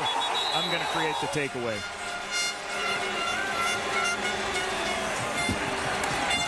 Pretty good. Pretty good. He's got good leverage, Rod. He's got good leverage on him, but it's great by Just as he's Kabianento. going down, the ball's ripped out. Well, here's the decision from the command center. Fumble or no? Upon review, the ball carrier was not down with contact, and Montreal recovered the football. First down, Montreal. Le porteur de ballon était pour. So another turnover committed by the BC Lions, and William Stanback has been involved in a couple of them. Yeah, pretty amazing. 3 turnovers, like you just see right there, that the BC Lions are up 17-6 with 3 turnovers. So they do have the lead by 11 points, 2 minutes to go in the clock, but Alouette football. They have scored points off turnovers so far in this half. Fajardo quickly working at about the 23 and picking up more yardage up across the 25 is Shedler Furbius. A gain of 11 for Montreal. Nice catch on the inside by Furbius. Second-year player for St. Mary's as everyone expands the zone, throw the ball up and inside. I love how he gets north-south immediately. Ryder Varga right there for the tackle. The 27. Quickly again on that one. Looking for Furbius again, but turned around, and that just hits the turf. Second down. Pressure off the outside. I'm not sure what Cody wanted him to settle, but sometimes when you blitz off the edge, what do? You throw right into that blitz. And they just weren't on the same page whether he was going to sit down or stay on the move. Decent numbers, 10 of 13, 79. They haven't had that explosive play that they're known for. The previous turnovers gave them shorter field. Certainly one that led to a field goal. 2nd and 10. Alouette 27. That is caught. And that is Reggie White up at the 40 and a first down. Still plenty of time before the half. 1:36 in the clock and a gain of 15 more yards for Montreal. Sometimes it's as simple as, hey, I got a guy I really trust. I'm going to throw it on the outside. He's going to run up to 14 and turn out. He gets leverage on TJ Lee. TJ Lee's too far inside, can't make the play. From the Alouette 41, Fajardo takes off, slides up near the 50, up near another first down. Looks like he'll be just a couple of yards shy of that. 8-yard pickup on the run, Cody Fajardo. Now, if you watch Nick Callender, left tackle, watch him here. He's over on your left-hand side right here. They pass this twist off right here, and then Cody just takes off, finds a crease. So a second down and short, and Walter Fletcher is the ball carrier and does pick up a first down. 1:15 to go as they get closer to midfield. The Alouettes at one point had trailed 10-0. Got a couple of field goals to chip back away until a BC drive capped off with a touchdown from Nathan Rourke to Aiden Eberhard, but the Lions have had ball control issues, keeping Montreal in it. They're driving back Cole Speaker. Another catch for him from Wisconsin lacrosse. Speaker with 2 touchdowns last week against Edmonton, and a good first half as he picks up 13 more yards for the Alouettes. Zone coverage, everybody lifts. Cody immediately just goes, I'm going to throw to Cole Speaker. Watch him put his foot in the ground immediately and get north-south. That's the difference being 2nd and short or being in a first down or 3rd and 1. I love how we got north-south immediately to create the first down. Clock ticking, under 50 seconds to go. 1st and 10 from the Lion 45. Fajardo dumping it off to Fletcher. After the catch and room. First down and much more for the Alouettes as Fletcher takes it down inside the BC 20. 26 yards. Fajardo to Walter Fletcher. You had everybody running downfield. Everybody clears out. Everybody's starting to chase. He knows where his running back is. Gets the ball to him. Plenty of space for Walter Fletcher, the leader in the CFL in yak yardage. Down to the 19. Late first half. Alouettes looking for the end zone. Here's Fletcher again. After catching that short pass, he works it down to the 15. 25 seconds to go. And a second down is coming up for Montreal. A really good rhythm. BC Lions playing a lot of zone coverage, dropping everybody out. Cody, this whole drive is just throwing his checkdowns so they can get across the field. This is the longest yardage position they've been on this whole drive, second and long. Still looking for their first touchdown of this game. And to end the half in a strong note, Fajardo. He's going to take off inside the 10. Down near the 5. He got the first down. First and goal coming up for Montreal as Fajardo a couple of times in this drive has chosen to run. This is a quarterback draw. It's a read draw. You swing the back out to one side, and then you go up over the lineman block, and he runs up and inside. You try to expand the box, get the linebackers out, and QB draw. 10th play of the drive, Fajardo. End zone knocked away. Ryder Varga coming across. Gary Peters was there as well for the intended receiver, Charleston Rambo. Really quick pass to the slant on the outside. You'll see a slant coming in right in here. Tries to throw it underneath immediately. As they clear out. There you go, Ryder Varga underneath it to make a play on that slant. Great play by Varga. We mentioned the injuries to the Lions linebackers, Ben Hladek. Well, and Varga stepping up, getting the start at weak side linebacker. Now second and goal. Soft toss into the end zone for Speaker. Touchdown, Alouettes.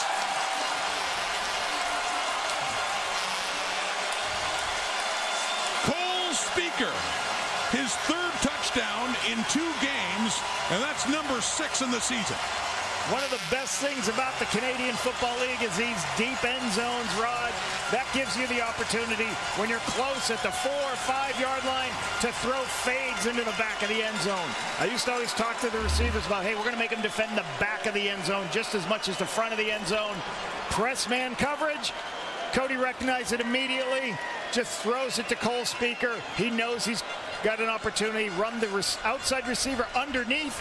Great high hands, great concentration, and a beautiful located ball by Cody Fajardo for the touchdown. That's on the last play of the first half, so they'll do the point after for Maltos. With no time left in the clock. What a drive, 11 plays, 94 yards off a turnover. The Alouettes drive down, and they cash in with their first touchdown of the game to make it a closer one, 17-13. You know, BC has the lead, Lapo, but those turnovers have certainly been costly. If you watch what happens here, usually in these situations, Cole Speaker, as he plays number 2 receiver to the field, there's so many opportunities for when it's man coverage that the safety can't get to him. So that's what Cody recognized. So he says, all right, you just work outside release the low player and run down. Here's a picture of it. You see press man here, press man here. One goes under, but this is an outside release, and he just stays on that path. This is called slot fade, where you just run a fade route. It could be a corner route, but it's easier to just outside release and then throw your hand up and find a spot. Cole Speaker's been such a great player for this organization. Danny Machocha, he talked about when we interviewed him that I just went down to 5 different free agent camps. People loved what I did in a Montreal free agent camp and made my place. Well, initially it said no time left in the clock, but there was time for Terry Williams. They put 1 second back on, and so there was a kickoff and a return there by Williams. So now we can say it is halftime. And as mentioned, the Alouettes are down, but that could have been a whole lot worse for Montreal. What a great way for them to end the first half. That's what this team has always done. Like 2 weeks ago, they were down. They were down and went 15-0 in the second half. They just find ways to respond to put themselves in a position where, come back and put themselves in this game. For BC, Aiden Eberhardt. 2 catches in that first half, including that one from Nathan Rourke.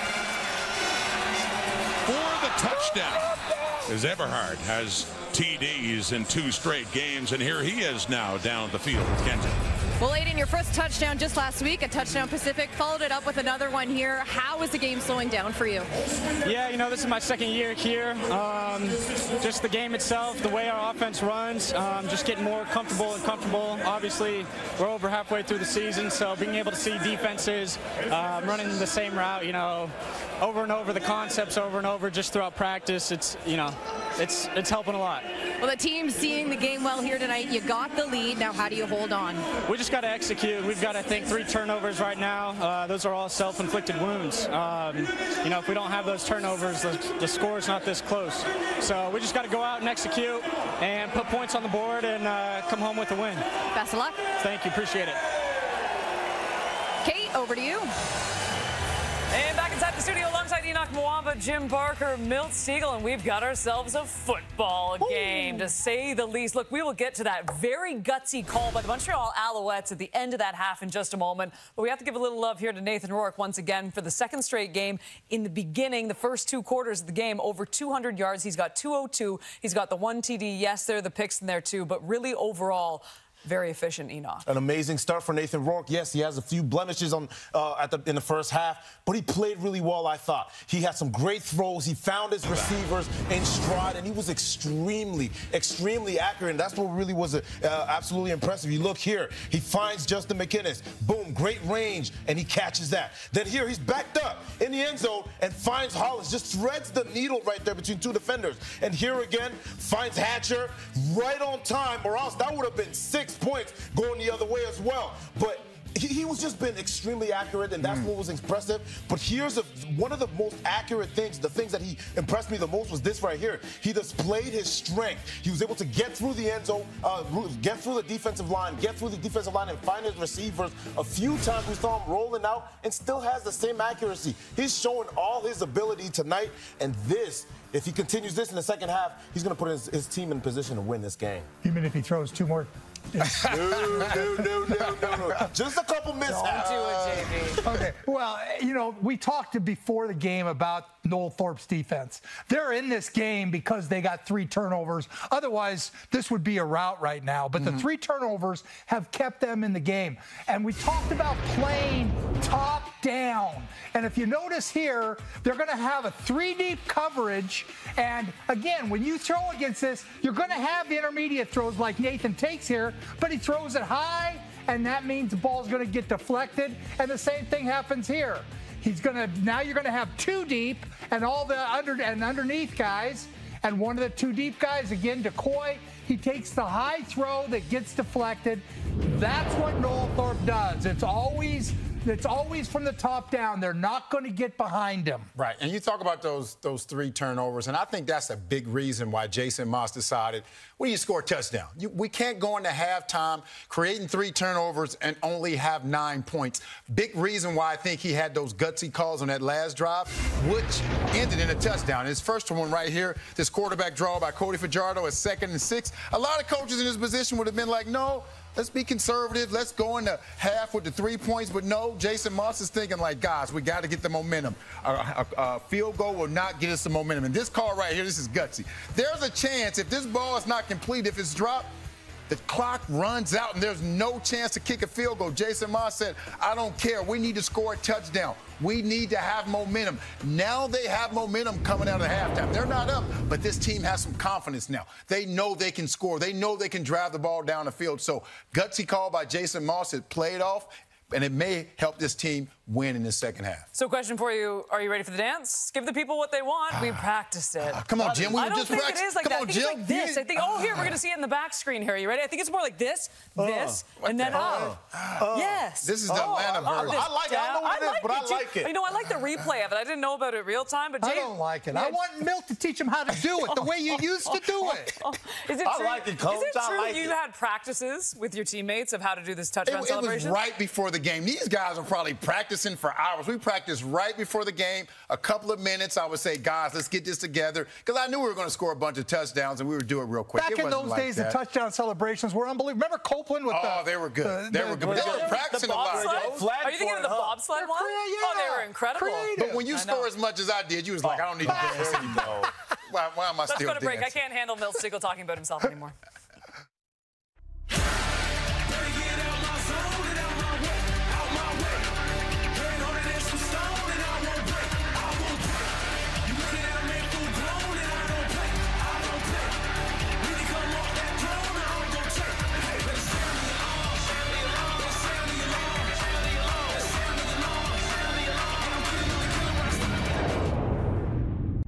It is Super Saturday in the CFL. It all kicks off in the nation's capital on TSN with the Argonauts taking on the Red Blacks. And then note the middle game here. The Banjo Bowl between the Rough Riders and the Blue Bombers will be on CTV at 3 Eastern, 12 Pacific.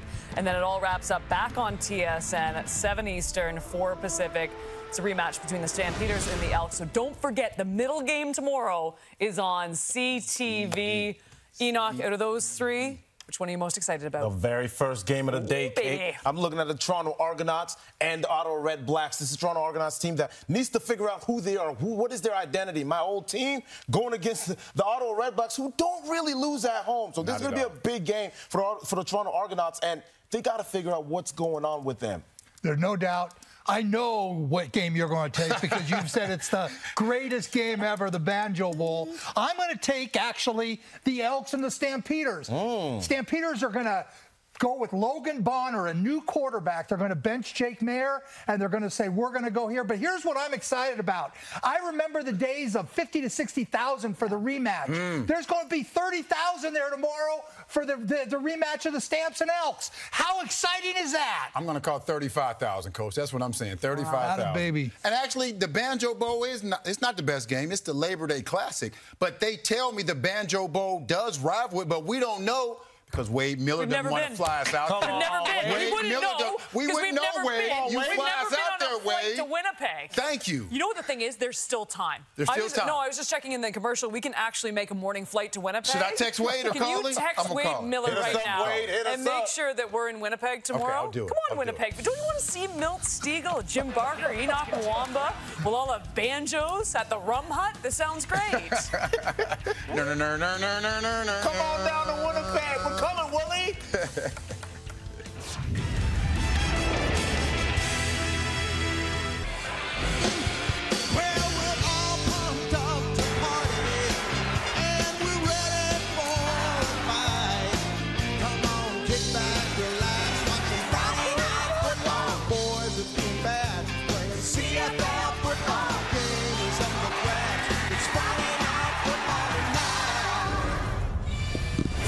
Halftime stats in Montreal with the Lions leading by 4. The one that really stands out, turnovers. BC has turned the ball over 3 times, and that's why this game is so close. One of the turnovers, an interception by Marc-Antoine Dequoy, who's standing by now. Antoine, we look at that first half and just the Lions' ability to march down the field. Just how do you disrupt that momentum here in the second half? Look, we got to minimize the misassignment. Got to make sure that we rally to the ball. We know they got a good offense. We got to make sure that we play our defense and we play 30-minute football. You're able to take advantage of the turnovers. So what is just standing out about their tendencies and your ability to start reading them now? Look, it's a good team. It just, if they make mistakes, we got to capitalize. You know, those 2 interceptions, tip balls, loose ball on the carrying. We got to take everything we can and try to go get that win. Appreciate it. Thank you. Marc-Antoine talking to Kenzie Lalonde. Thank you, Kenzie. Rod Smith, Paul Lapalisse back here at Molson Stadium. There's James Letcher. The Alouettes are going to get the ball to start the second half, and they have momentum on their side, too. They took their most recent turnover and drove for a big touchdown to get within 4 points. Here's Letcher breaking loose midfield before he's bumped out by Stefan Flintoff, the kicker. So Cody Fajardo in a shorter field to work with, and things certainly ended strong in that first half, Lapo. 15-19, 221 yards, 1 touchdown. But what I would say about Cody is that last drive, they had 7 first downs, Rod. And that last drive to end the half, they had 5 first downs the whole rest of the half. So really good spark at the end to get that touchdown. Now, this is what Montreal does. They are a team that they're comeback kids. They're down 17-13. 7 of their 10 wins have been comebacks 3 times greater than 10 points. 74 yards in the final drive, 68 yards in the previous 5. What a difference. Oh, the ball comes out on the sack. This would be big for BC if they can finally force a turnover. And they do. The signal from Andre Proulx, so pressure coming in right away from the inside. And that's Jonah Tavai coming up with the football, but they put the heat on Fajardo right away. And this time, Lions football on a turnover. You see Tavai right here. He's playing inside the defensive tackle. And then there's a little bit of twist. He moves outside as there's a movement inside, but Tahama, the tackle, can't make the play. Knocks the ball out from Cody. Great recovery. Excellent start for the BC Lions defense. We turn the tables now on Montreal. Turnover. They get the ball at the Alouette 35 to start this second half. With a 4-point lead, William Stanback, left side, puts his head down, gets it down inside the 30. This is what you try to do, all these twisting, and when you do twists like this, what happens is Callender just gets in a position where he turned his shoulders and he can't recover to Tavai coming back inside. Bunch of bodies jumping around, trying to recover that ball. Excellent play by the defense. Best carry of the night for William Stanback, 2 of 6 yards. As Tavai has a smile about that one. Big hit and fumble recovery. Second down. Nathan Rourke has time. And he completes it to David Mackey, who has a touchdown. He scored the first touchdown for BC in this game in a short yardage play that he took for 23 yards. Has the reception for a first down, BC. Part of the course, zone coverage. Only rushing 3 people, so Nathan has plenty of time. You can double, the offensive lineman can double the 3 down rushers, so he just waits around, finds David Mackey to throw the check down. Now the BC Lions, third quarter woes. They're minus 34 in point differential, 8th in the Canadian Football League in the third quarter, so this will be big if they can get points right here. Just the 6th catch of the season for Mackey, and a first down. Back to Stanback, he's running hard. Wants to stomp in his old team, and he does some stomping right there as he gets the Lions close. It'll be a 1st and goal coming up for BC. Love it. Old school ISO play. David Mackey leads up on the linebacker. Block out. Get William the ball. Get his shoulders square. Big first down run. Back to Stanback left side. And he can't get away from Adeyemi Berglund. Beverette's in there. And a slew Dylan Wynn as well to make sure Stanback isn't able to break that one off. Negative yardage plays, a little bit of penetration at the point of attack. I believe you're going to see penetration right there as they're trying to run their zone play. Adeyemi Berglund moves inside, a little bit of a run twist. So send one in, out. The tackle's got to stay outside. So as the player moves inside, the tackle should naturally take Adeyemi Berglund. Big moment for the Montreal defense now. A 2nd and goal at the Alouette 5. The Lions with a 4-point lead to start this second half. Nathan Rourke. Pressure coming. Looks into the end zone too far. Incomplete. 3rd and goal coming up, BC. Montreal tries to pressure there. Leaves the middle of the field wide open. You can see all those bodies up there standing around the line of scrimmage. They're all going to rush the quarterback as all those players come. There's plenty of time for the quarterback to throw the ball to the middle of the field, just a little bit too high. So this is a great stop by this Montreal defense with the ball inside the 10. To keep it within a 1-score game as Sean White is out. He's 1 for 1. It was a short one, 23 yards. This is a short one as well. Just 12 yards away. White's 2 for 2. So BC takes advantage with points off a turnover, but not as many points as they would have thought they could have got. Instead, opportunity missed. They settle for 3 in a 2013 third quarter lead. I don't think that's going to go very well for South Florida. You're not like you. You're thinking Bama still has it, right? I don't think that's going to go very well. They're going to take their $300,000 and go home. Just don't get anybody hurt. Even after life after Nick Saban, still roll tide.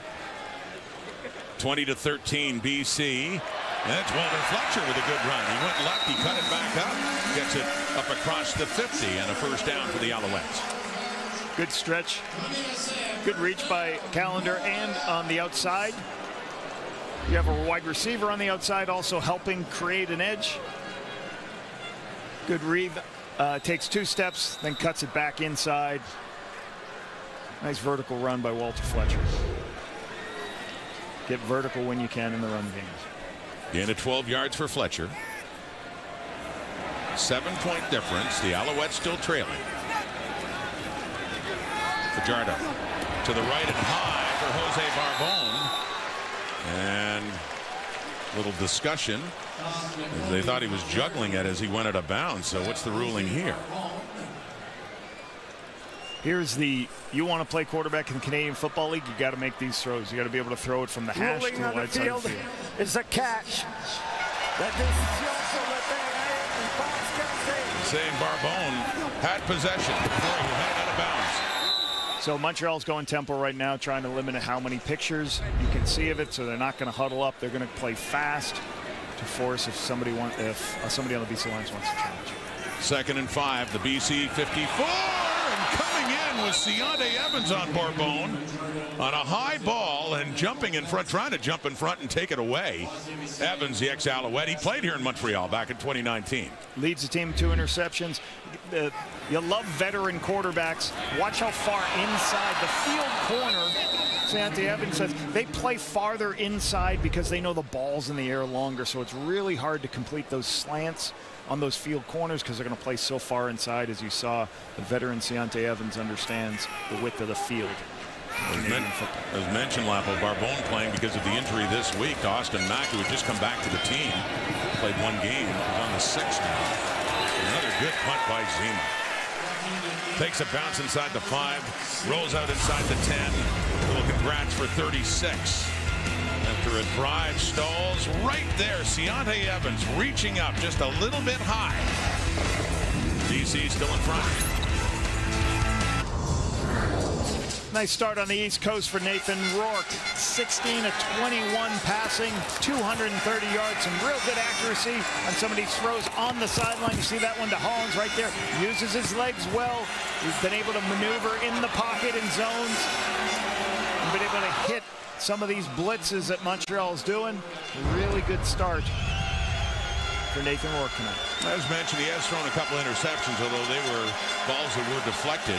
Yeah, I ain't blaming him for those. No way. No. Balls, yeah. One could have been a better location. The one to McInnes, a little bit off. The one to William Stanback, the ball carrier, was off his hands, and that was taken away by Marc-Antoine Dequoy. But Nice. 16 to 21. Nice tackle by Sankey there on the inside run play. Trying to establish this run a little bit. It's been hard going. William Stanback, 9 carries, 36 yards. Sometimes you got to just keep going with it, but when you got a hot quarterback route, it's hard. You want to make sure you get the best player of the ball. Nathan Rourke's your best player. He's got to put the ball in his hands too. 2nd and 7. Rourke with lots of time. He's just going to take off. Thought about sliding by the looks of things. He's taken down by Darnell Sankey, but it's a first down for BC on the legs of Nathan Rourke. We talk about Sankey too. We talked to him, Paul, and what a difference he's made this past calendar year to the Montreal Alouettes. He plays for Saskatchewan 2 years ago, signs with the XFL, plays 12 games. They win the championship. Then on September 11th, he signs with the Montreal Alouettes. That's 41 games. that's a lot of quite football a year for him to play. 2 championships. He won in the XFL, and he won last year with the Owls. Talented football player from Sac State. He signed in the 11th. They played and lost to the Argos in the 15th. Intercepted! Deontay Ruffin. 3rd pick thrown by Nathan Rourke. And takes his helmet off in anger. It sets up the Alouettes nicely here. Another turnover committed by BC. Stepping in front, Deontay Ruffin with the pick. Fist bump, Noel Thorpe. Deontay Ruffin's 3rd interception of this season. Western Kentucky. There's a couple of things going on here. First of all, the ball's in the middle of the field, so it makes the throw a little longer. There's an action fake. This is an RPO where they block out and he makes a decision on whether he wants to throw it or run it. Ruffin is lined up a little bit inside, and then this ball ends up a little bit too far inside. So Ruffin's right there for the takeaway. This is his 3rd interception, first time in his career, Rod. First time, and it's 4 straight games for Nathan Rourke now throwing a pick. That's also the first time in his career. Cody Fajardo, deep, end zone, too far for Reggie White. As they took an end zone shot right away after the turnover here, approaching the midway point of the 3rd quarter, and the Alouettes within a touchdown. You're always trying to put a post in the middle of the field because a lot of teams void the middle of the field as they get closer to the end zone. So they got a post shot here, no safety in the middle, just a little bit too far on the outside. for the throw to Reggie White.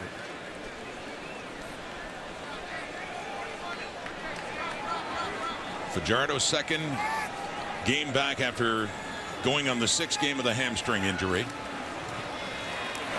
On second down, looks to the end zone again.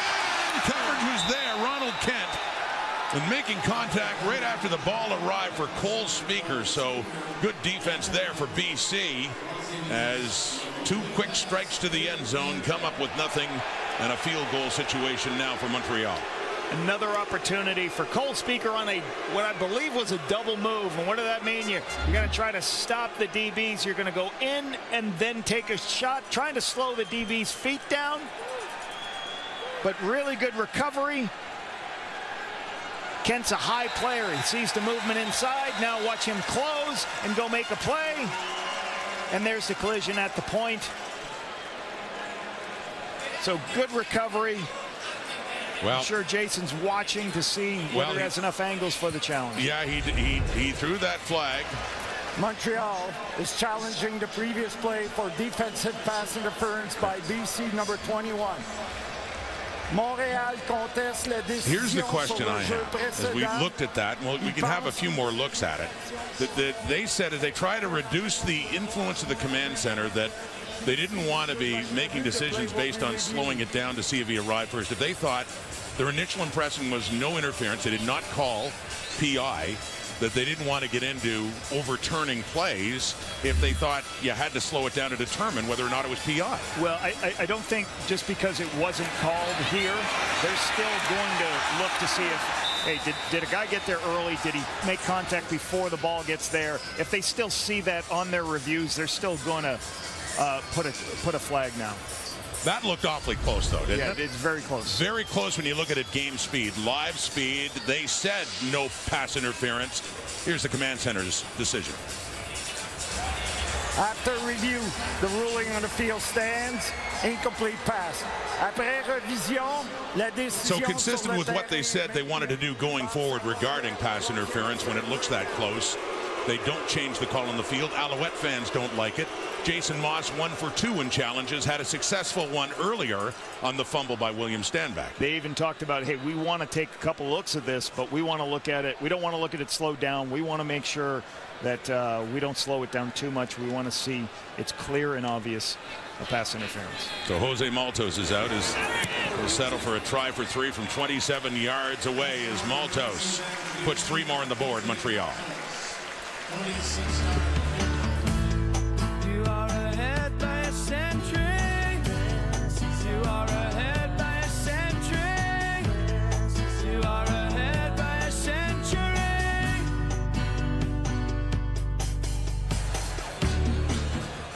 So Jason Moss frustrated with having that challenge not result in an overturn. Another look, as I say, when looking at this in slow motion, Ronald Kent now on Cole Speaker. Kent's going to come in from the top of the screen to make contact. Could be right on time. It's not clear and obvious that he was there early. But at least they're going to just say, hey, we're going to allow that to stand. And Cole Speaker didn't argue at the time. So BC ball up by 4 again. Dumping it off to Javon Catoy, who was hauled down there by Darnell Sankey, and a late flag does come out. Catoy's 23rd catch of the season. This is a big body player. They pretend to block, then leak him out into the flat.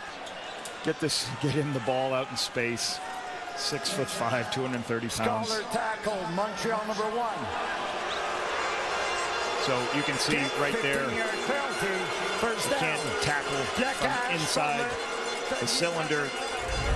So that's going to be a 15-yard penalty for Sankey on the horse collar. To finish the thought about Sankey, though, Sassine 4 days later plays his first game for the Alouettes. They lost, and then never lost another game. They've only lost 1 this year. Sankey's only lost 2 games as a member of the Montreal Alouettes. Crazy, yeah. But he was penalized there for the horse collar. Sacramento State, Rod. Him, Ricky Ray, Charles Roberts, and Bob Bethard Thompson. I was going to say MBT from a lot of guys from Sacramento State. Amazing. Down to the Alouette 46.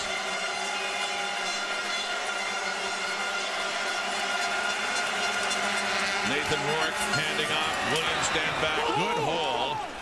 And he heads down just shy of another first down. Big collision there with Titus Wall. Here's David Mackey at the point of attack as a tight end. Pulled the backside, Suk Chung around, creates some space. Williams stand back, just stays on his course on the outside zone.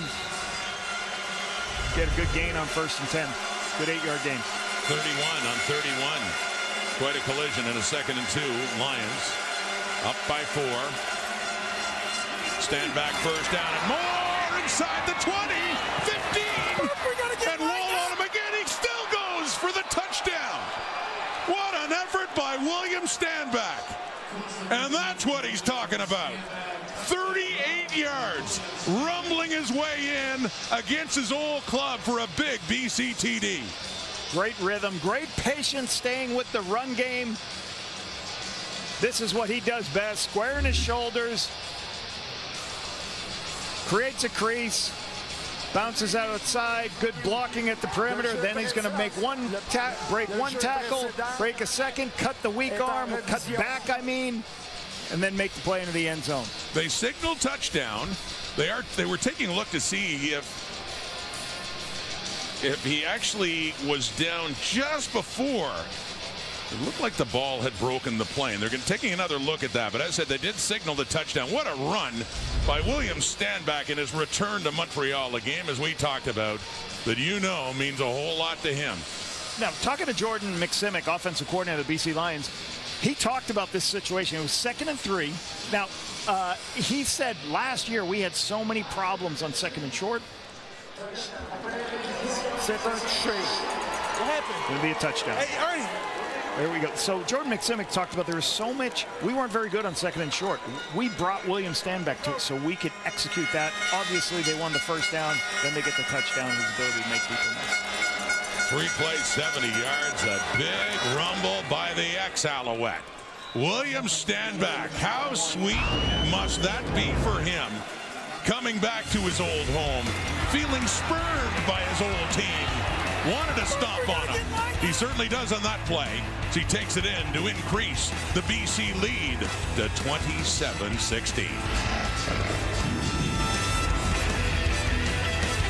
What he liked about it, he goes, I spend so much time with this offensive line unit. We go to dinner together. We spend time apart from the facility. He's become really close to this BC Lions group. For now, it makes him the leading rusher in the CFL, ahead of Brady Oliveira. Oliveira at 851. Should point out this is Standback's 13th game. For Oliveira, he's played 11, and they're playing in the Banjo Bowl tomorrow against the Saskatchewan Roughriders, part of our triple header. But for now, William Standback on top of the league in rushing. And his Lions on top of this game by 11 again. Cody Fajardo to Charleston Rambo. And gets it up for about an 8-yard pickup. Gary Peters and Ronald Kent take him out of bounds. We have a fib here, Rob. A fib formation into the boundary. They put 4 receivers into the boundary.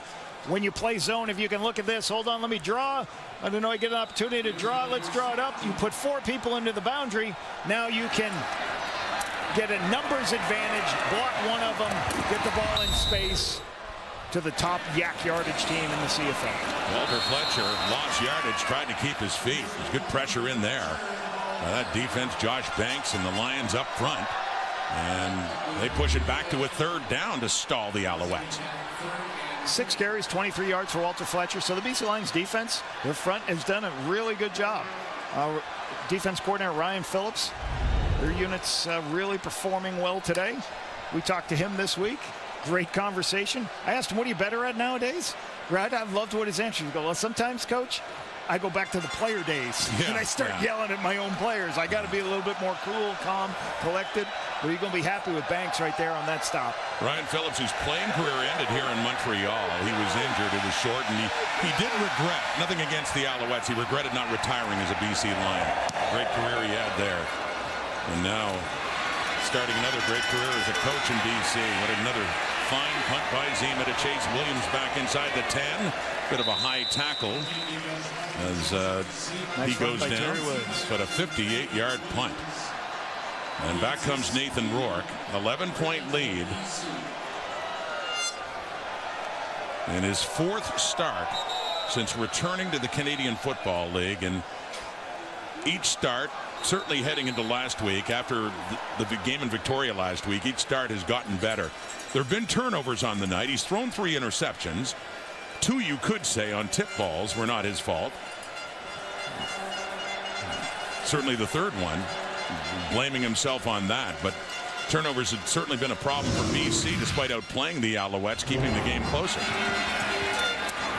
Yeah, these are opportune. You know, when you have a really talented defense that makes plays on the football, that catches the ball, you want to be deadly accurate with the football, so you don't have these opportunities. And it's amazing with the amount of turnovers, BC's got this lead 27-16. Really good job coming across the country to be able to have this lead.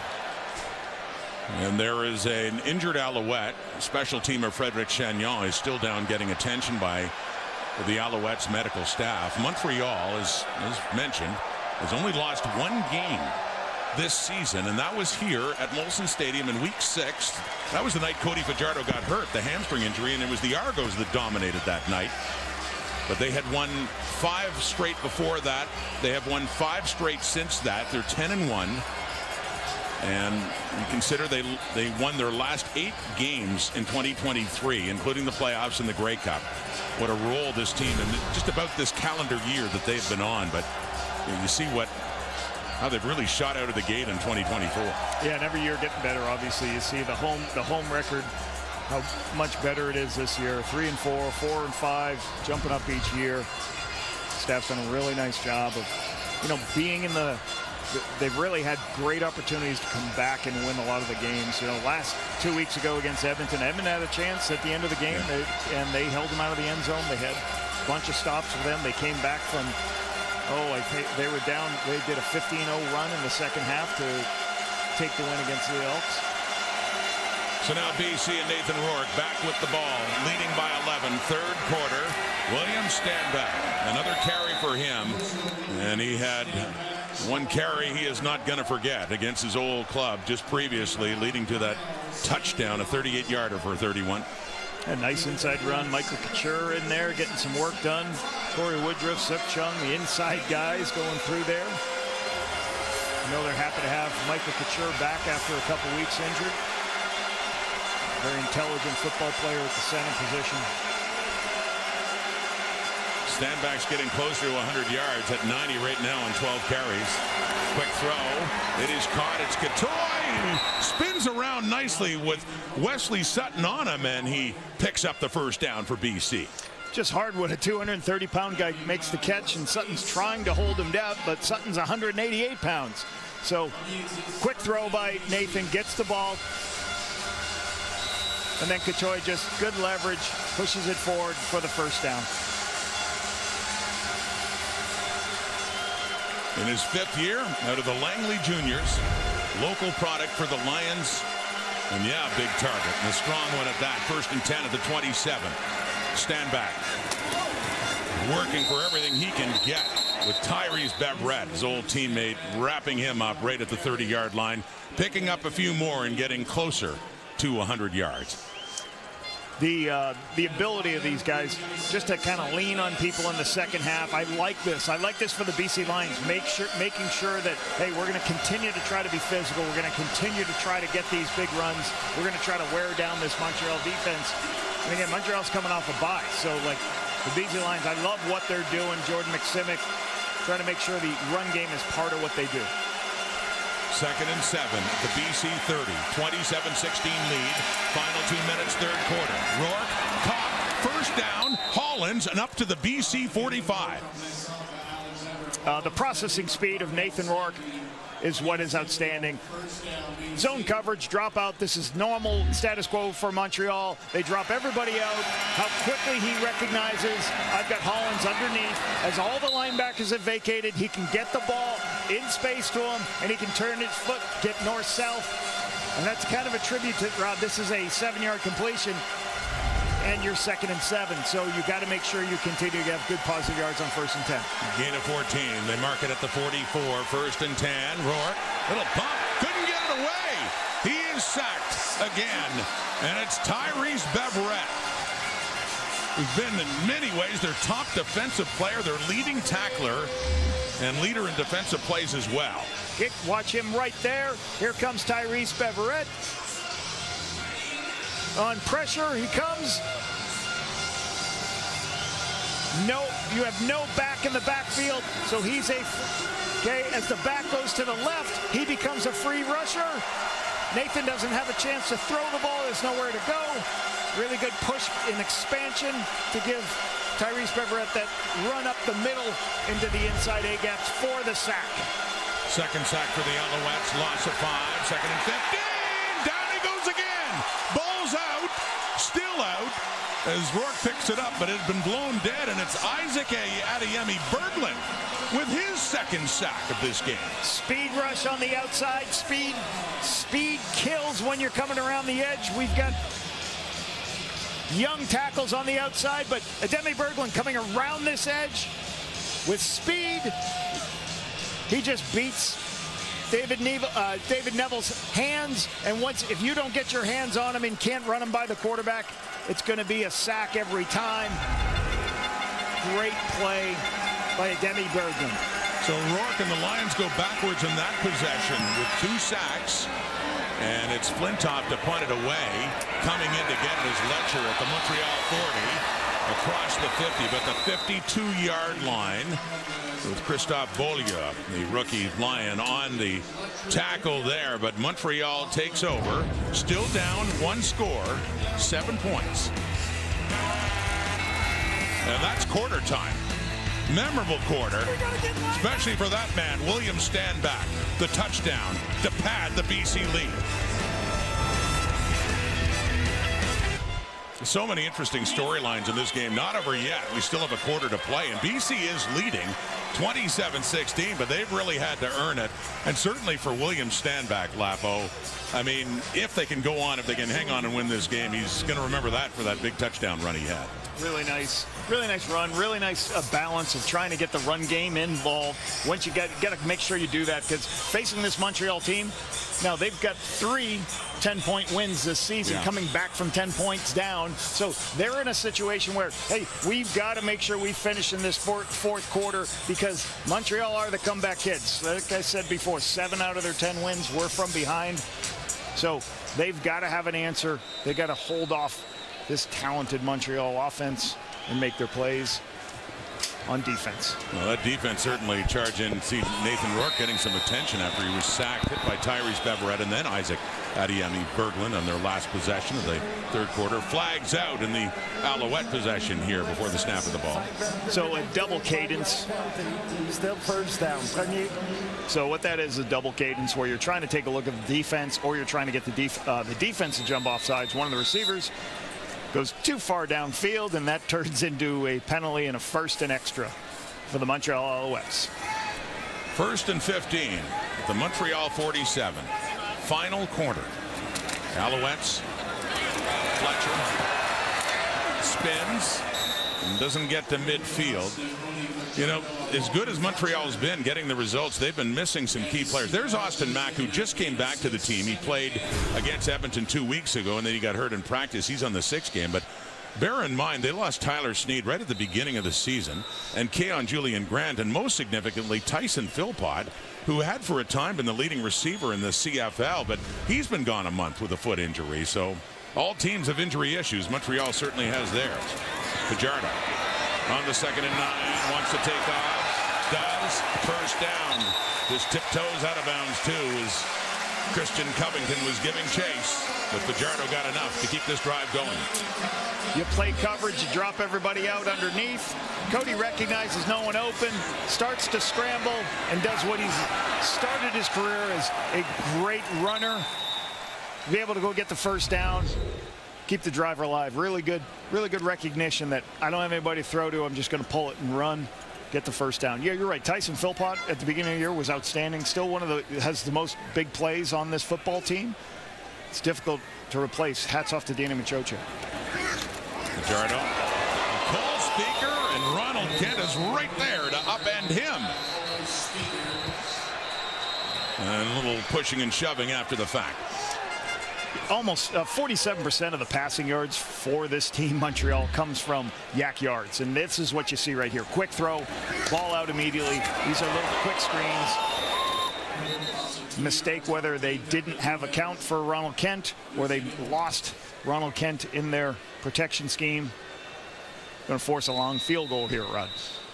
And lost about a yard.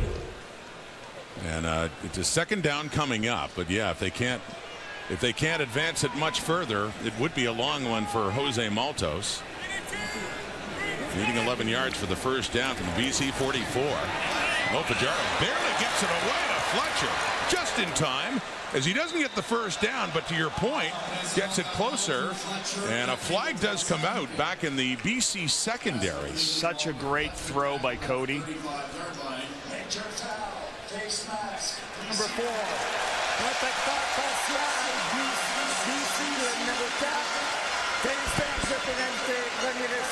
Well, with that face masking penalty, and Ryan Phillips is beside himself, that'll move things down for a first down for the Alouettes near the Lions 20. If there wasn't a face mask, what I loved about this, Cody, knows he's not going to get the first down, but he doesn't take a sack, and he would have made that field goal much easier for his kicker. So love the decision to get the check down, but the face mask is going to give them the first down they need, put them right inside the 20.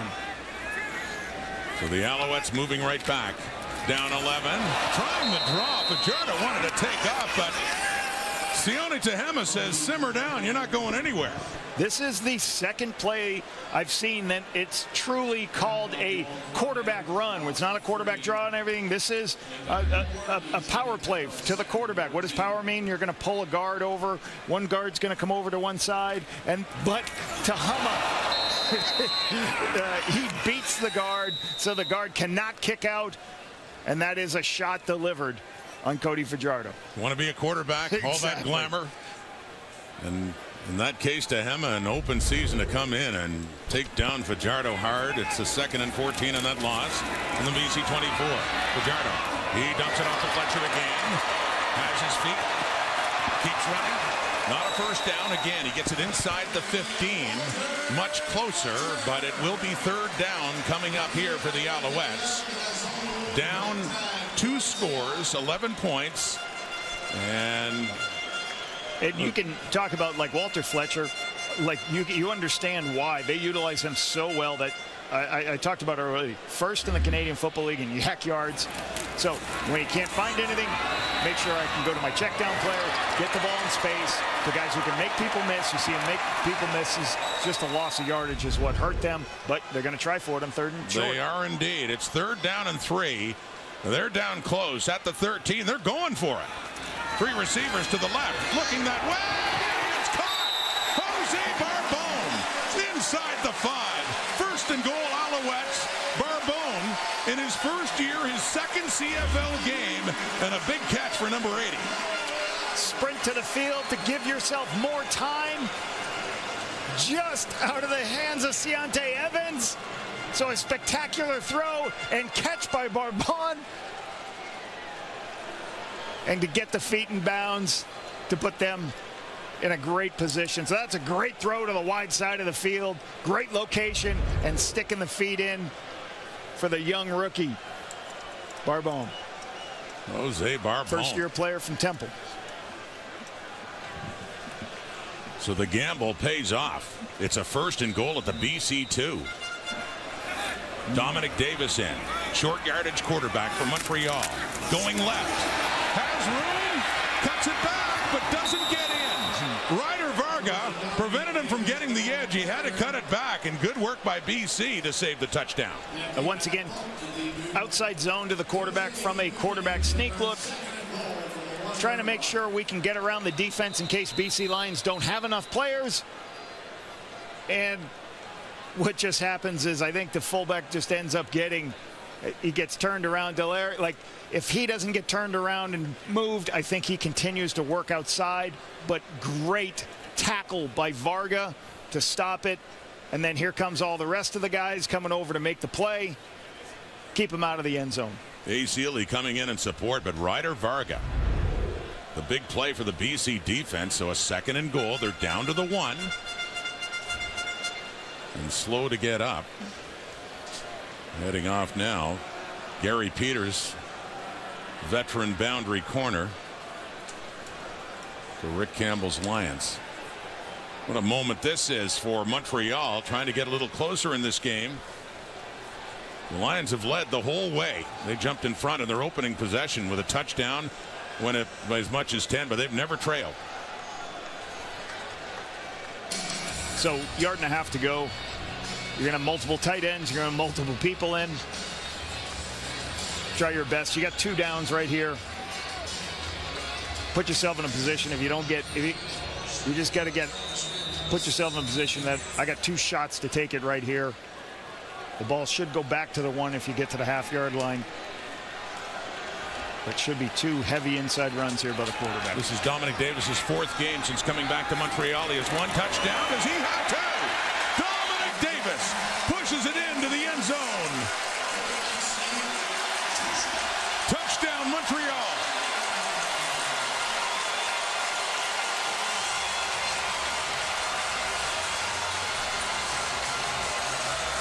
You're asking your offensive lineman when you're a yard off the ball, you got to get lower than them, pick a spot, quarterback stay low, stay underneath the linebackers, finish in the end zone.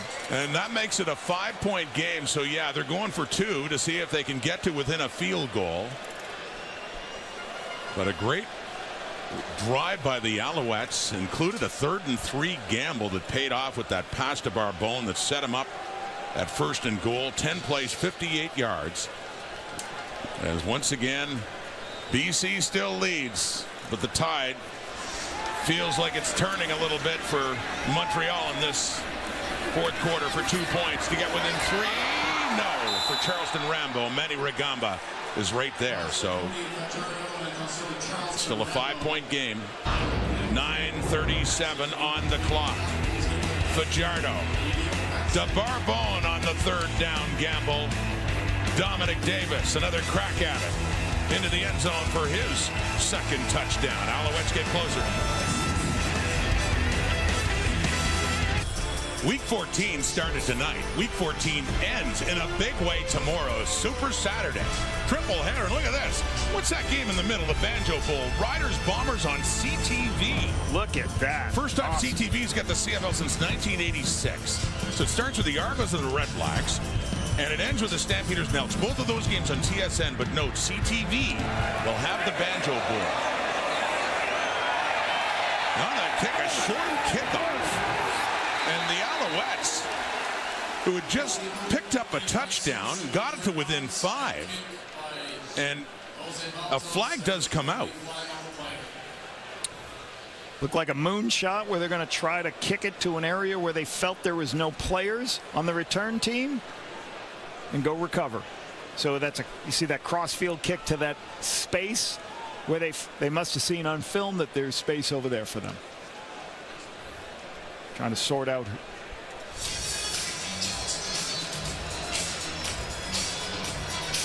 Waiting here from Andre Prue on this. Yes. Or will we? Well, Andre's mic has a couple of issues right now. Andre's like he's on a Zoom call. You know, you're always on that Zoom call. You're muted. You're muted. Yeah, I was going to say, you're muted, Andre. Turn the mute off. Can you read lips? Okay. We're assuming, I will assume this from Rick Campbell's reaction, that it's still BC football. But a soft kick going down. And the Alouettes touch it before it went out. So the Alouettes tried kind of a, not like a 10-yard short kick, but went a little bit further just into an area where they thought they could recover it. A flag did come out. And as said, it looked like Rick Campbell and the Lions were satisfied with the ruling. It's BC's offense out on the field as the discussion continues with Noah Thorpe down there and Byron Archambault, the special teams coordinator. Yeah, sometimes you're going to look at your self-scout and you're going to watch and you see if people run back to do their coverage too early. Sometimes some voids are shown on the field, so they did what's called a moonshot to try to go recover a short kick. And now we're going to get an explanation from the referee, Andre Prue, and Alouettes are pretty fired up about this.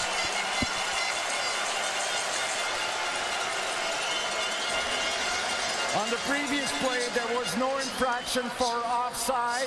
Montreal legally recovered the football inbounds. It will be Montreal's ball, first down. Well, there you go. I don't think Rick Campbell's satisfied now. So he's livid. As you could see the Alouettes last to touch it as it was heading out, but we assumed the flag initially an offside against Montreal. And yeah, Archambault's fired up in a good way for the Alouettes. That paid off, and the Alouette offense is back on the field. So the ball goes, at least once it goes 10 yards, anybody can recover it. It starts bouncing backwards. Hard to see from that angle, but I assume they're saying that Montreal touched it. As it come out, once it went 10 yards, started to go backwards.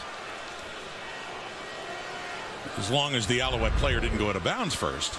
But the ruling is Montreal ball. Cody Fajardo to the left. Cole Speaker. The Alouettes got within 5. Last time they had the ball just moments ago. 2-point conversion try failed. But here we are. One-score game. 27-22 BC. Alouettes have this fourth quarter momentum going again. Special teams coordinator. I don't want to run into him, Rod. No.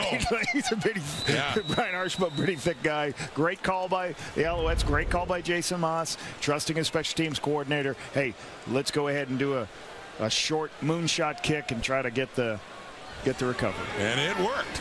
2nd and 2 now. Up near midfield for the Alouettes. On the move again. Oh, we got a flea flicker. And a deep look. Down the left for Barbon. Just a bit far. He got in behind coverage. Just a bit too far for Jose Barbon.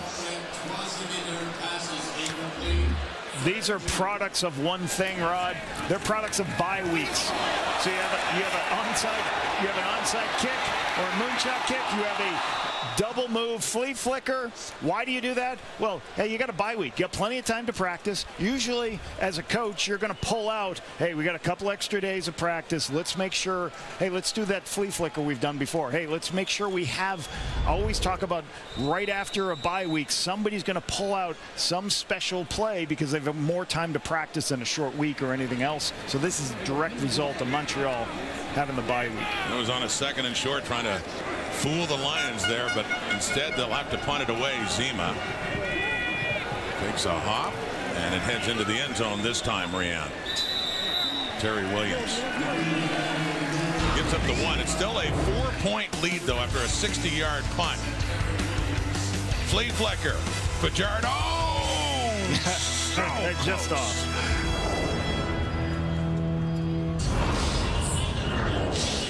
Last week, William Stanback had 93 yards rushing. Tonight, 13 carries, 93 yards. A couple of catches early in the game. And a big explosive run for a touchdown. Able to break tackles and provide more than just the pass game for this BC Lions offense. They've been balanced, I think, enough tonight. And he's provided a spark and helped this young offensive line. You could feel the determination on that touchdown run. Stand back. Rourke has the time. Wide open over the middle is Katoy. And a big strike for BC as they get it down from their 40 to the Alouette 40. A 30-yard pickup. Katoy, big-bodied receiver. Between him and McInnes, you like play actions and then just throw it over the top of linebackers to big-bodied receivers. Great throw location over the top of the linebacker to Katoy. You love those huge receivers that this BC Lions team has. On that last punt by Montreal, the Lions have given up the Rouge, making it a 4-point game. Back to William Stanback from the 40. Picks up another 5. His helmet comes off just as he goes down, but looks like 5, maybe 6 yards for the Lions running back, who played in Montreal from 2018 through last season, winning a Grey Cup with the Alouettes. You just love how quick, like, his feet are so good for a 230-pound player. They just picked him up, moved out of the way, was able to avoid an arm tackle to force a 2nd and short situation. The Stanback heads to the sideline with this 2nd down play coming up of 4 yards. 2nd and 4 after that 6-yard carry. David Mackey, the fullback, back there, has the ball, left side. Mackey, well, he runs into Mustafa Johnson and pushes his way down for another BC first down. Best part of that is they ran over Corey Woodruff and David Neville. So the younger players, nice jump outside, gets north-south, gets the yardage needed. Really good by David Mackey, the fullback slash quarterback slash tailback tonight. Done a little bit of everything. We joke with Dwayne Ford about getting the fullbacks involved in the game. Boy, BC, did they ever. Mackey, short yardage QB. He ran at 23 for a touchdown at the beginning. He's had a catch, had that run there for a first down. Just got to let him throw it now. 2nd and 1 and a quarterback sneak. There you let go. him throw it. That sounds like something innovative offensive mind that you are would be. Let's do it. You're going to start now, drawing it up right afterwards. I haven't seen whether you can throw the ball a lick or not. So you might want to check that out first. Yeah.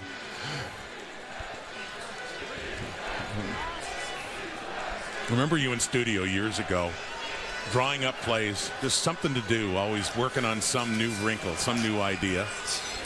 And stealing it from other people. Well, that's what good coaches do. You see other people do it, and then you keep doing it. Secret to good comedians as well, I understand. That's what Perkins been a good player, a good find for them the last couple of years.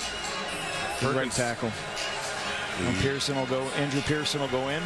Boy, they've had to juggle things in their old line with Terrell Broxton suffered the knee injury, went on the 6 last week at Touchdown Pacific, so they made that change. Tyler Packer had been starting this year. He got hurt, so they brought in a new left guard, so their left side. And we hear the noise, a lot of noise here in Montreal right now. Oh, yeah. Cue the air horns when the Alouette defense is on. 1st and 10, Montreal, 28, and back to the ground, and legs chugging, 31, William Stanback. Exactly what Jordan McSimic talked about. He's like, hey, we want to be able to have a guy that if I need to get 5 yards, I can get it. He squares his shoulders, just makes a slight inside move, and then he's going to fall forward and get 4 or 5 extra yards to put them in a 2nd and medium position. Way easier to convert 2nd and medium, obviously, than any 2nd and long situation. And with that carry, William Stanback's gone over 100. He's at 104 now on 15 carries. 2nd and 5 at the out, 23. And it's off to Alex Hollins. Turns it up. Looking for another first down as he keeps the legs chugging there inside the 20 down to about the 18-yard line. Hollins is the single receiver up top. One-on-one situation. And sometimes when you have a lot of people at the line of scrimmage, that's a run play. But if you get a one-on-one matchup on the outside with depth on Hollins, the quarterback has the green light to throw it outside. Take the opportunity, throw it out, throw an accurate ball, put it in Hollins' hands so he can get forward for the first down. So you're just trying to get speed and space. Really good north-south move, and it's just there. But the link of the chain, it's 3rd down. Not quite. Just the shortest of short yardage situations now for presumably the fullback David Mackey to go to work. In a similar spot on the field, a little bit further out, as mentioned, the 23 back in their opening possession. Mackey caught the Alouette defense off guard and found an opening, and not only got the first down, he got to the end zone.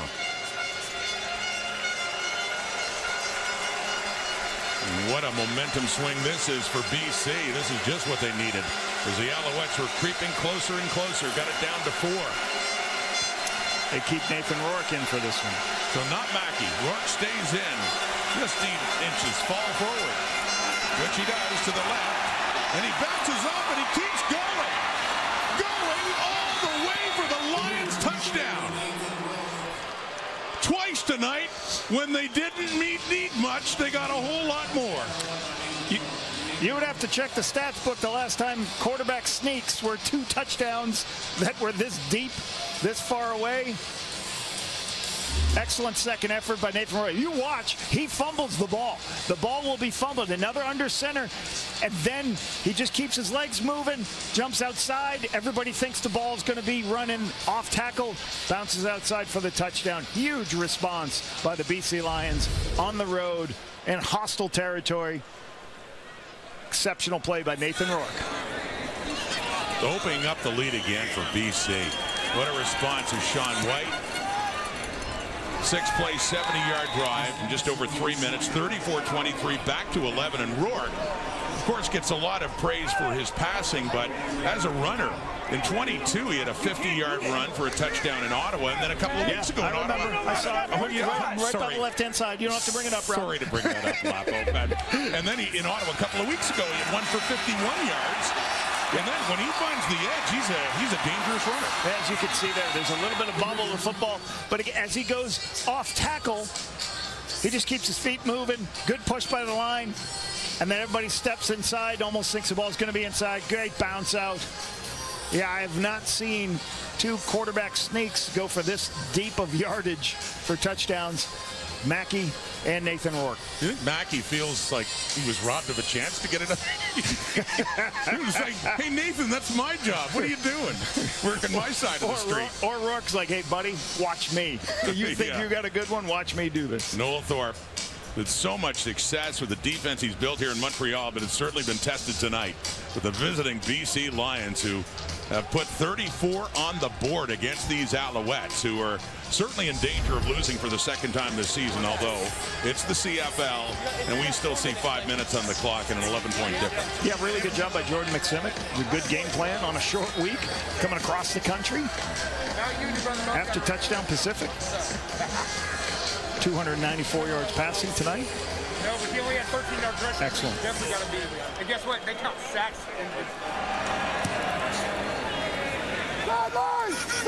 Off the kickoff. Alouette ball again. James Letcher on the return to the 30. 35. And finally pushed out of bounds. And little helmet to helmet with Maxime Royer. Ryan Phillips' defense about to be tested again by Montreal. Let's get an injury update now from Kenzie. Yeah, so right now for the BC Lions, we're monitoring Deontay Evans and Gary Peters. So a challenging sight right now. They're 2 starting corners.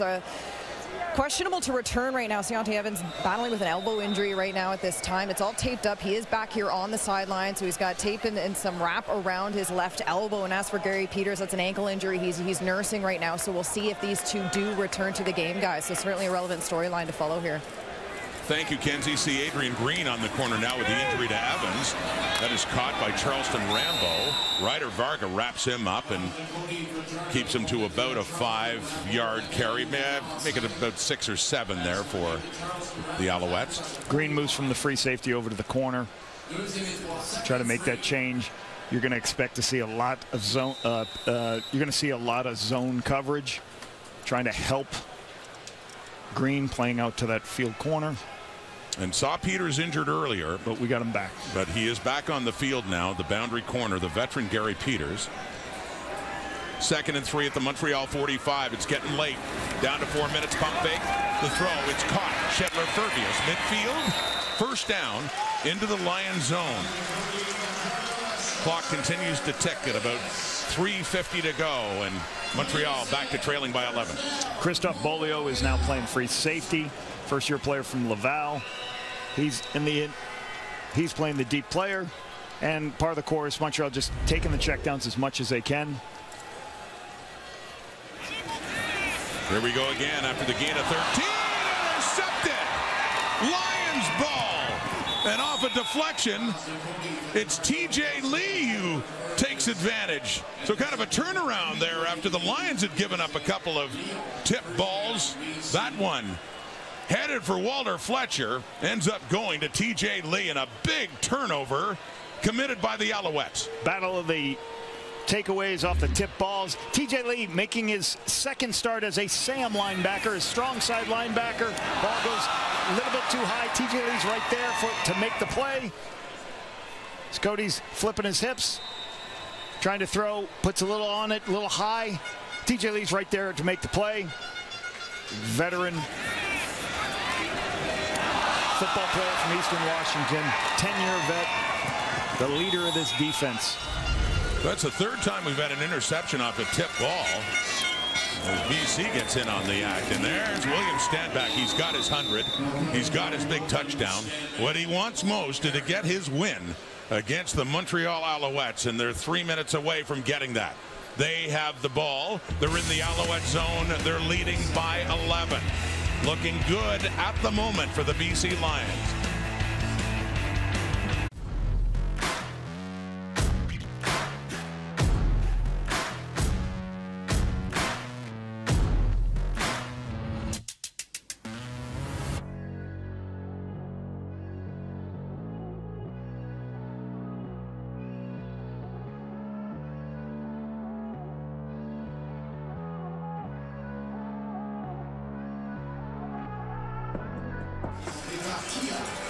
Frustrated Cody Fajardo after the interception before, and BC has the football, and the Alouettes are facing the strong possibility of their second loss this season. Fajardo, 6-1 record as a starter this season. Montreal had taken a timeout just before the official 3-minute warning, so they'll give the warning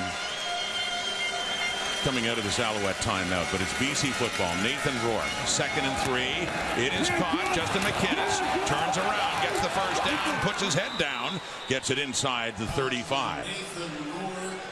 So 2:51 on the clock, and they'll issue the 3-minute warning, but BC Lapo with a great chance now to put this game away. The thing they do the best is they're minus turnover margin right now. They have 4, Montreal has 2, so in the turnover margin world, they are -2 in turnover margin. You don't normally win a game when you're -2, but the BC Lions have run the ball well. They've gotten some of those explosive runs on those short yardage QB sneak plays, and William Stanback's added 100 yards himself. Right down at the 35, 2:34 and ticking. Stanback. A memorable night for William Stanback. There were a couple of mistakes earlier. The tip that led to a pick, the fumble that ended up being taken by the Alouettes, but they'll remember that big run, especially if they hang on and win this game. 38 yards. What a determined run by William Stanback in his first game against his old team. And this defense has done a very good job tonight. Ryan Phillips and these guys are like, you got to hold off the big playability of this Montreal offense, and they really, for the most part, haven't had a lot of big plays. So Ryan Phillips has had a nice game plan on the short week.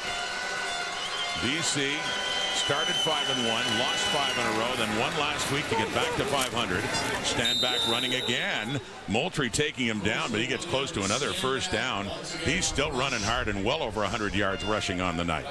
Just widen people out. They like, William Stanback loves what's called the outside zone play, where he runs wide and the linemen run wide, and he's just looking for a crease to get up north-south. Gets them 9 yards, put them in a wedge situation once again to continue to burn this clock. Get the first. Rick Campbell's Lions, if they can hang on, they for now would move back into first place in the West at 7-6. The Bombers playing the Riders again tomorrow, though. Both teams were at 6-6. That is Mackey in the 3rd and 1. Back in the short yardage play. Montreal at this point was 6-0 against the West. BC was 2-2 against the East. Pretty impressive day. Nathan Rourke out as a wide receiver, watching. First down happened. The Lions swept the Alouettes a year ago. They won earlier in the season in Vancouver. They came in here, and Vernon Adams, talk about former Alouettes going against their old team. Adams got the start. There's Vernon taking now in as the #2 quarterback to Nathan Rourke.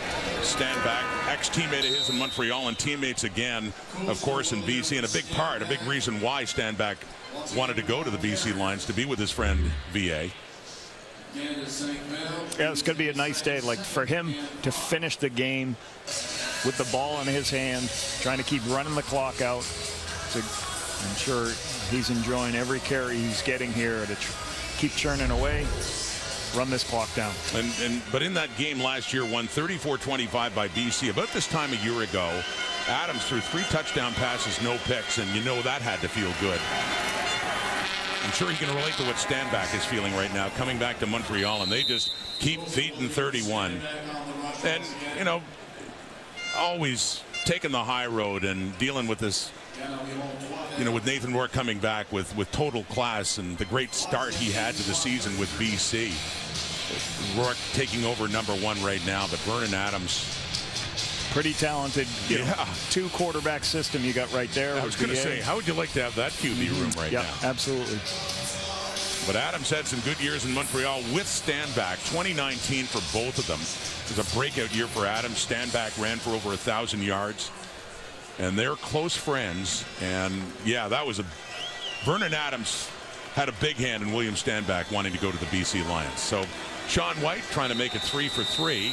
All 3 of the tries for him, just chip shots. There's Mike Benavides, our friend Benny, special teams coordinator. Please reset the game clock to 39 seconds. 39 seconds. With a word for David Mackey. Taking as much time as they can before they kick this field goal. And that would, you know, essentially put it away now. Still an 11-point game, but the BC Lions, huge road victory by the looks of things now. Under a minute to go, and White out.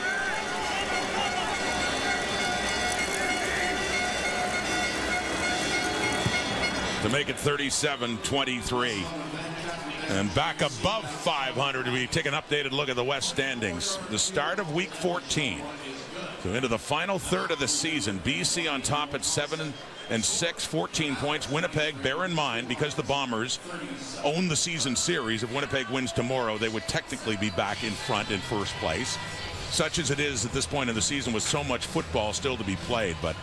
And for the Alouettes, 10-2, still in charge in the East. As mentioned, they've already clinched a playoff spot. That math is done.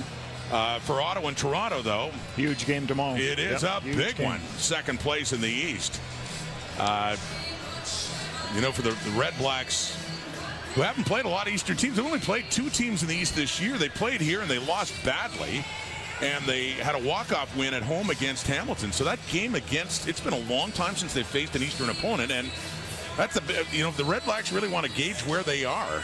I mean, this one tomorrow against Toronto is a big one. They performed very well against the West. Now they got to go face their Eastern teams. That's why they talk about the end of September, going into September, the rest of the season, when you start playing some of the.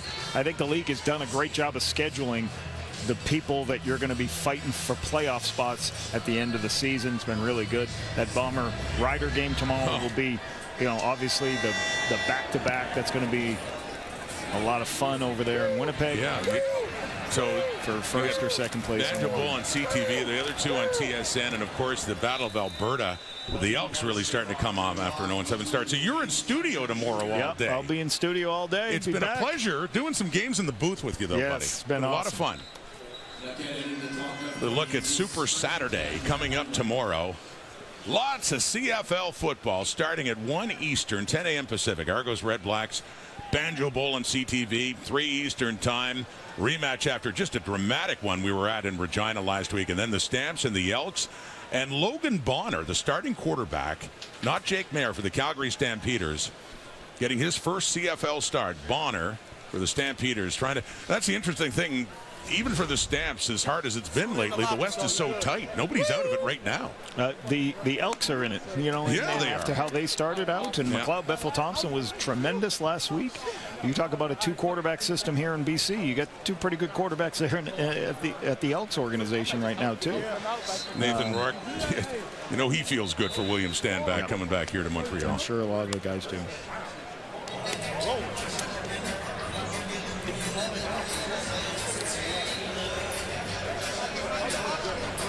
William Stanback. I'm sure looking ahead to this game, bittersweet. Of course, fond memories winning a Grey Cup with the Alouettes, but not happy with the way it ended, not getting offered a contract. He has 20 carries for 128 yards and a beautiful, hard-working 38-yard touchdown run that is going to feel good for a while, I'm sure. Long flight home, but it'll be a great one for the BC Lions. About to win their second straight, Cody Fajardo. And the Alouettes about to lose for just the second time this season and just the third time since September the 15th, going back then, just before they went on their run of 8 straight and won the Grey Cup. Very good football team, very formidable crew here. They get, you know, and I've said this all along, this Montreal offense has stepped it up so much better this year than the previous year. They can score points, they're explosive, and you get a great defense. Just wasn't their night tonight. 5 seconds on the clock. It looks like Fajardo limping a little bit there. But William Stanback, most yards since October 22nd, 2021, when he had 203 against the Argos. I remember that game as well, but wow. Yes, sir! The Stanback, who's had reason to celebrate inside this stadium before, but the first time as a visitor. This one goes to the BC Lions, and this one for William Stanback, who has a very happy return to Montreal. On the victorious side as the Lions improve to 7-6. Really good defensive performance. Nathan Rourke overcame a couple interceptions, was able to put points on the board against this difficult defense. And certainly I really felt that Rick Campbell had his team ready to go on a short week, traveling across the country. So that's a huge win against one of the top teams in the Canadian Football League route. So it'll be very interesting how just the ability for them to run the football tonight. You know, that's gonna show up when they continue to figure out how good they can run the football throughout the course of the season. So it just doesn't have to be Nathan Rourke in the pass game. So a victory for the Lions, their second straight, back on top of the West at 7-6. And for the Alouettes, who have charged out and won so many times in the last calendar year, but fall short on this night. And Montreal will head off to Calgary to face the Stampeders next week. The Lions, well, they'll be back home at BC Place to host the Toronto Argonauts. Nathan Rourke, the Lions, victorious here in Montreal. Thanks for watching, everyone. Have a great night.